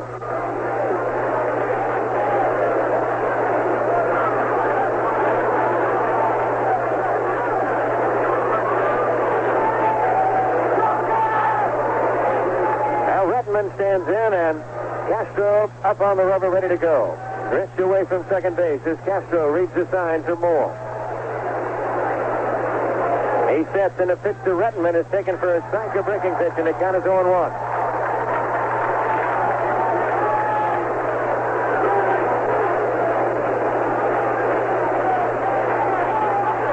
Now balls, one strike to count.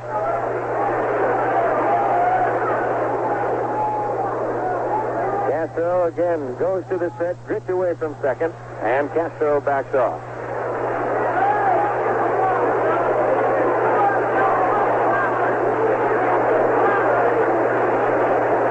Rich able to get a pretty good lead at second base.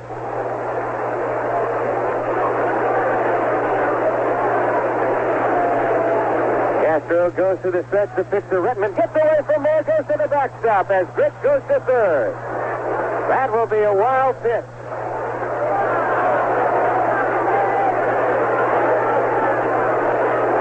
Now Bobby Gritch at third base, one out. The count of ball and a strike to Rettenman. The Angels had a very big pass ball in the Milwaukee eighth inning of play. And now the wild pitch by Castro puts Gritch at third. The infield has to come in.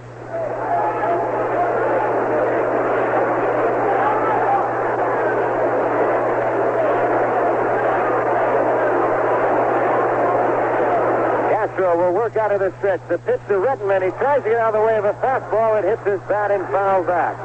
1-2 the count.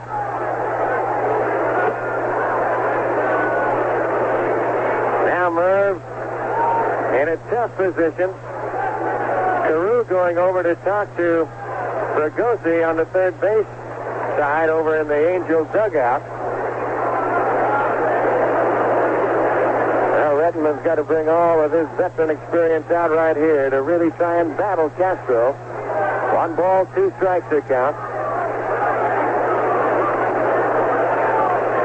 Castro reading the signs some more. The right-hander from the stretch. The pitch to Rettenman outside, and the count 2-2.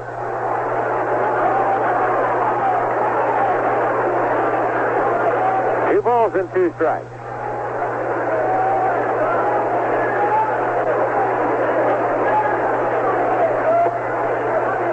Castro again to the stretch. The pitch to Rettenman outside, ball 3, and the count goes to 3-0. Rettenman staggering over the outside corner of the plate. A full count, 3-2.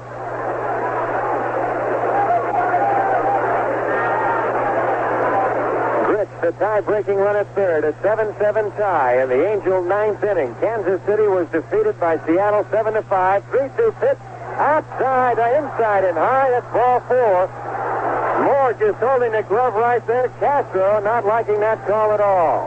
As the Milwaukee bench comes up and starts chewing at home plate umpire Russ Jett.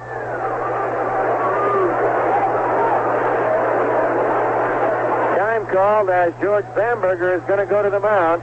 Runners at first and third as Jimmy Anderson might come out and run for Rettenman.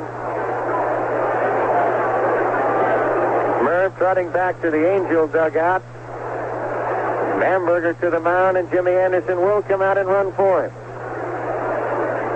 Bamberger talking with Moore, and also the pitcher, Bill Castro. Rod Carew will be the hitter. They have made no sign as yet.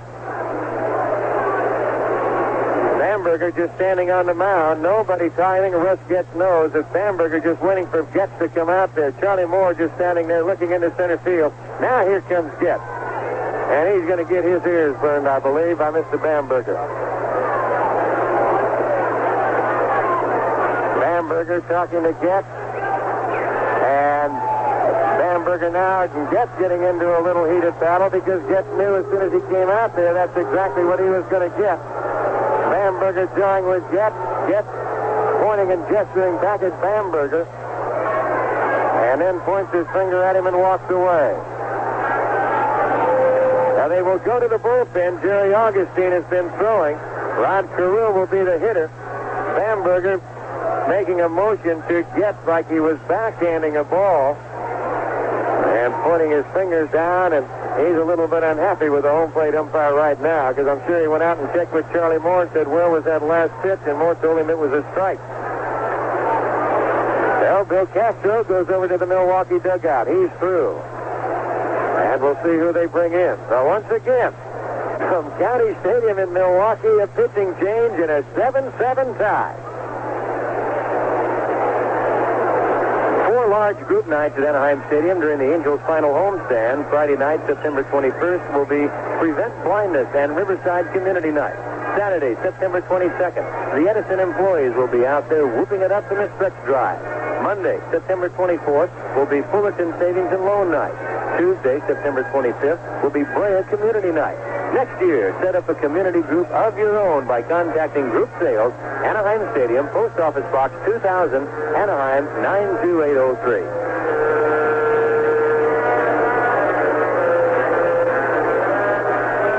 Now we're back here at County Stadium, and they went to the car to pull up, and it's Jerry Augustine to come out. He will face Rod Carew, who has disappeared. Carew and Lansford have gone back into the Angel dugout. Nobody over on the on-deck circle. Augustine coming on, making his 39th appearance of the year. Record of 6-6. He has 5 saves and a 3.68 ERA. Now, Gritch, the tie-breaking run, stands at third. At first base, Jimmy Anderson running for the pinch hitter Merv Rettenman, who walked. We're in a 7-7 tie. The Angels got a run in the first to lead 1-0. They got a run in the second inning to lead 2-0. Milwaukee came back with 3 in the second inning to lead 3-2. The Angels tied it with a run in the third at 3. And the Angels pushed across a run in the fifth inning to lead 4-3. They scored 3 times in the eighth inning to lead 7-3 going into the bottom of the eighth.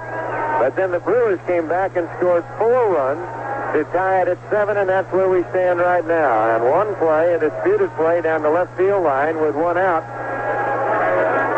Charlie Moore hit a fly ball down the line that Bobby Clark was standing underneath right at the 3:15 marker, and all of a sudden he flinched as the ball went behind him.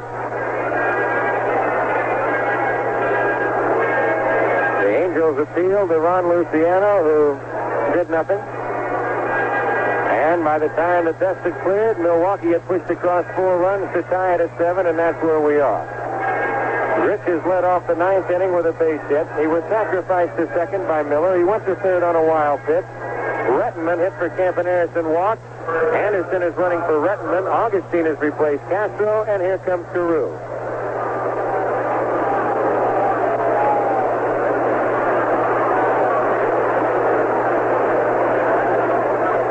Augustine and Moore want to have a little chat on deck. Here's Connie Lansford. A 7-7 tie.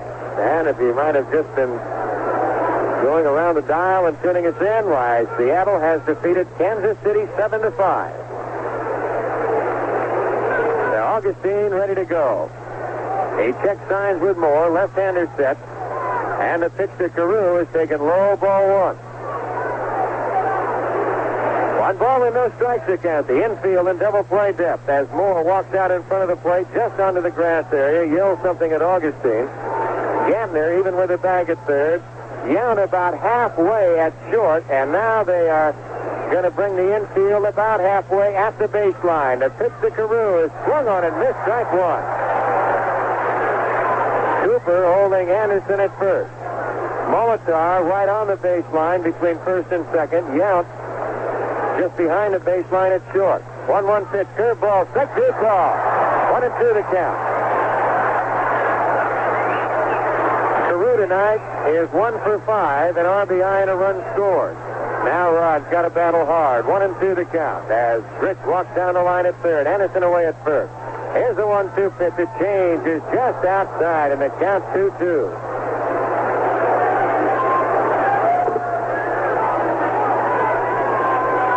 Now Charlie Moore is showing with home plate umpire Russ Getz, and Russ Getz is saying, "You get back down there and catch." And Moore is nose to nose with Getz, because he didn't care for that call. Bamberger over in the Milwaukee dugout, of course, he can't come out and argue on a call. The count 2-2. Augustine to the stretch. He's set. Here's the 2-2 pitch, curveball, fly ball, center field. This ought to score the run. Going back is Thomas. He makes the catch, going away. As Rich tags and scores, and Anderson has to go back to first. The Angels retake the lead, 8-7. And let's pause for station identification. This is the Angels Radio Network. This is the American Forces Radio and Television Service.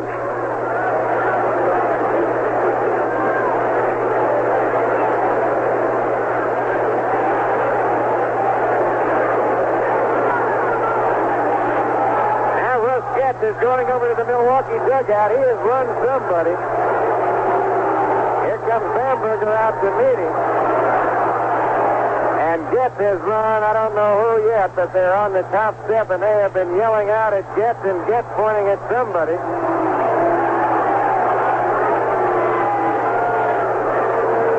Caldwell and Slayton are standing over on the dugout steps as Bamberger walks back to the dugout, and we'll see who goes.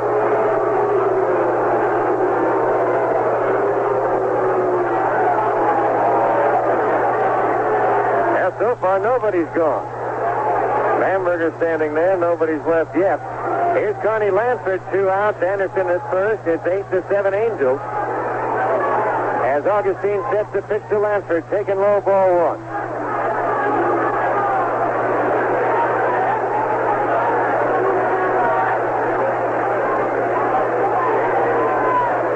The 1-0 pitch is a strike over the outside corner, 1-1.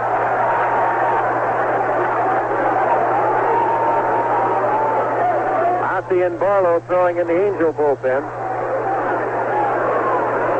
Here's the 1-1 pitch. Swung on and missed the change, and the count 1-2. We said before in the Milwaukee ninth, it'll be Lezcano, Yount, and Gantner, the first 3. Here's the 1-2 pitch. He's down in the dirt. Nice stop by Charlie Moore on a hop, and the count 1-6 at 2-2. 2 balls, 2 strikes, 2 outs.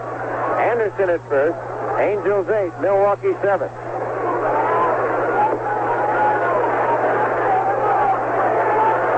Here's the 2-2 pitch, inside ball 3, and that will give Anderson a head start at first base with 2 outs and a full count. Augustine ready to go. Here's the 3-2 pitch, a fly ball center field. Going back is Thomas. He's there, makes the catch, and the side retires. The Angels are gone, but they pick up a run on 1 hit. No errors, and they lead 1 to the Milwaukee 9th. It's the Angels 8, Milwaukee 7. Ron Gordon, San Francisco's one-man inflation fighter, has won another round in his continuing hot dog war with the concessionaire at Candlestick Park. Gordon, who's already helped force a price rollback this season, again appeared before the San Francisco Park and Recreation Board. Armed to the hilt with charts and figures, he spoke out against a proposed increase in stadium hot dog and beer prices by Stevens Enterprises. The board, which governs the publicly owned ballpark, agreed with him and voted against allowing the increases Stevens wanted. The price hikes could have tacked as much as 10 cents onto the cost of a vended hot dog and 25 cents on vended beer. The board also turned down smaller increases on wieners and beer sold to the concession stands. Hot dogs sold by vendors are currently 75 cents, while beer sold the same way is $1. At the concession stands, the charges are 90 and make that 70 and 95 cents. So, hot dog war in San Francisco. Now we go to the Milwaukee ninth inning of play. The Angels 8, Milwaukee 7. Sixto Lezcano steps in. He is 1 for 3 tonight with a run scored.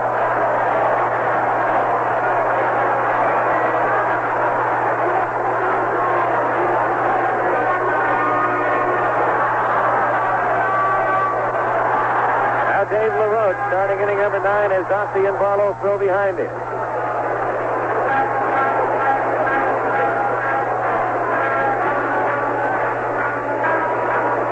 LaRoche ready to go to work, and the first pitch to Lezcano is taken inside, ball 1.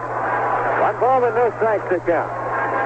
Blanford guarding the line at third, Anderson at short, Griffith at second, Carew at first. The outfield all straight away. LaRoche delivers the next pitch outside, ball 2, 2-0.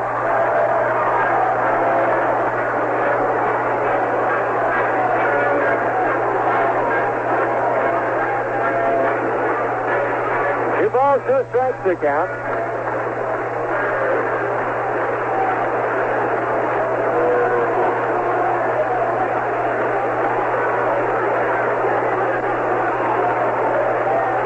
Two balls, no strikes to count. LaRoche reading the signs of Donahue. Goes to the... He's working out of his stretch now. There's a looper down the right field line. That's going to be a base hit and maybe more. There goes Lezcano to second. Auto third, not in time. A double for Lezcano.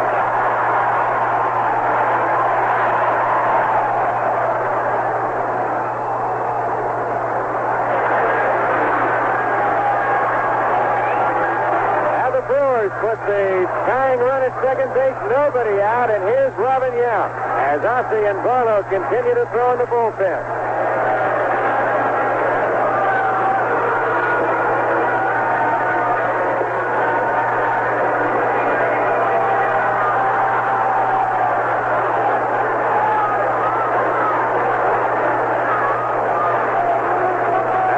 Ready to go to work. He's set. Here's the pitch. A bunt up to third base side. It's a good one as Lansford has to go to first in time. Carew laying on the ground. And now the tying run is 90 feet away. And the hitter will be Gantner, but he will not hit as Davis comes out.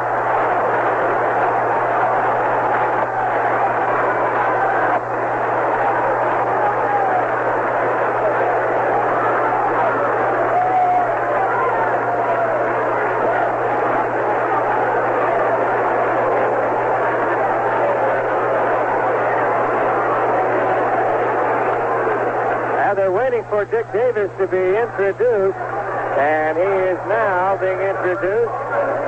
The infield will come in. And here comes Fregosi.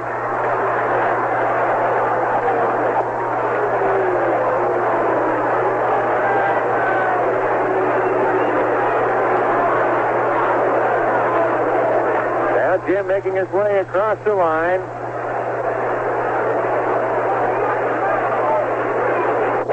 On deck is Charlie Moore. Ossie and Barlow continue to throw.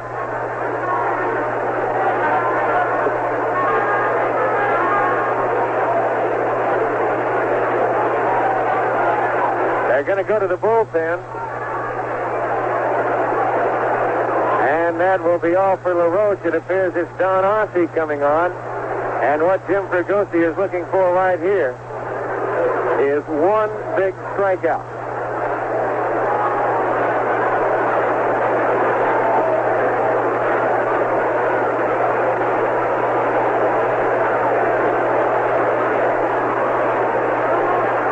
Well, Lezcano led off the ninth inning, a double down the right field line as Don Ossie trots in from the bullpen.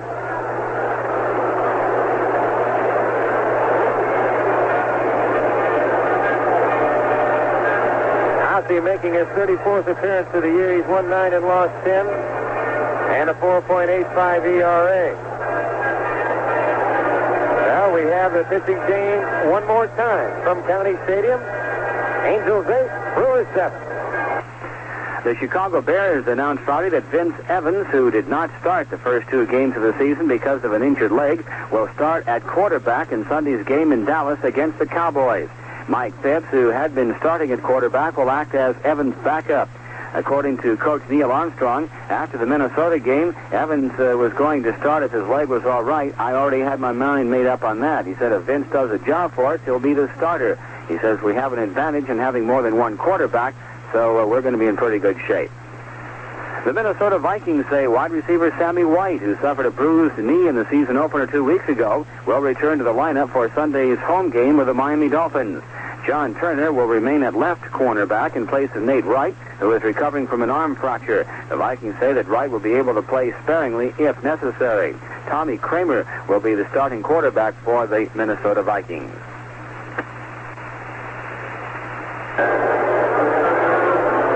Don Ossie taking his warm-up tosses as Dick Davis will come out and hit for Gantner.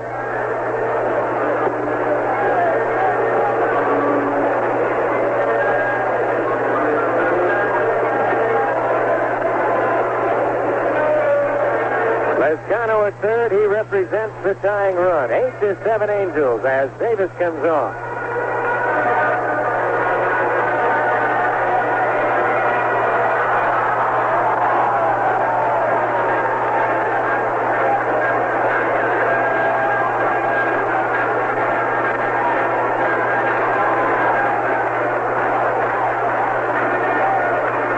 The infield in, the outfield straight away, and Ossie will work out of the stretch.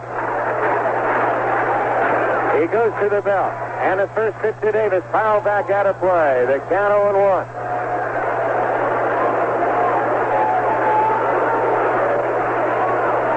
On deck, Charlie Moore.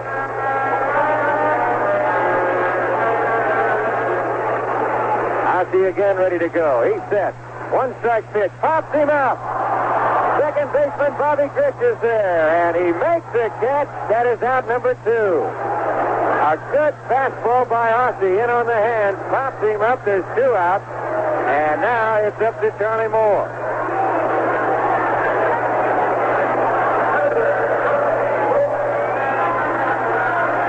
Charlie Moore had the long double, if you recall, his long single his last time at that, down the left field line. Bobby Clark got in position to make the catch, and the ball hit behind him on the padding as he claimed interference with some fans sitting down the left field foul line. But to no avail. Ossie a deep sigh. Lescano standing at third. Ossie out of the stretch, and the pitch to Moore. Foul back out of play. The count is 0-1.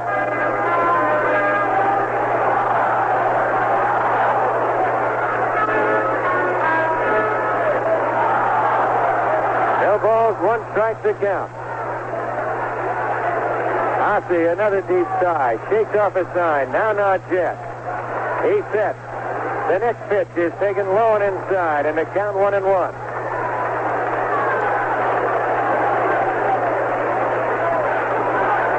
1 ball, 1 strike. 8-7 Angels.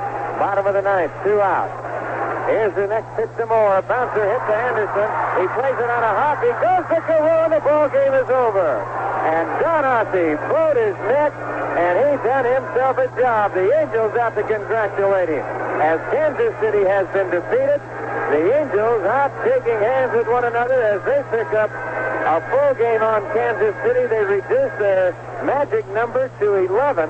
That is 2 full games. Dave LaRoche out to congratulate Don Ossie. The ball game over, and for the totals, it's the Angels 8 runs, 11 hits, 1 error. Milwaukee 7 runs, 14 hits, 1 error. LaRoche the winner, Castro the loser.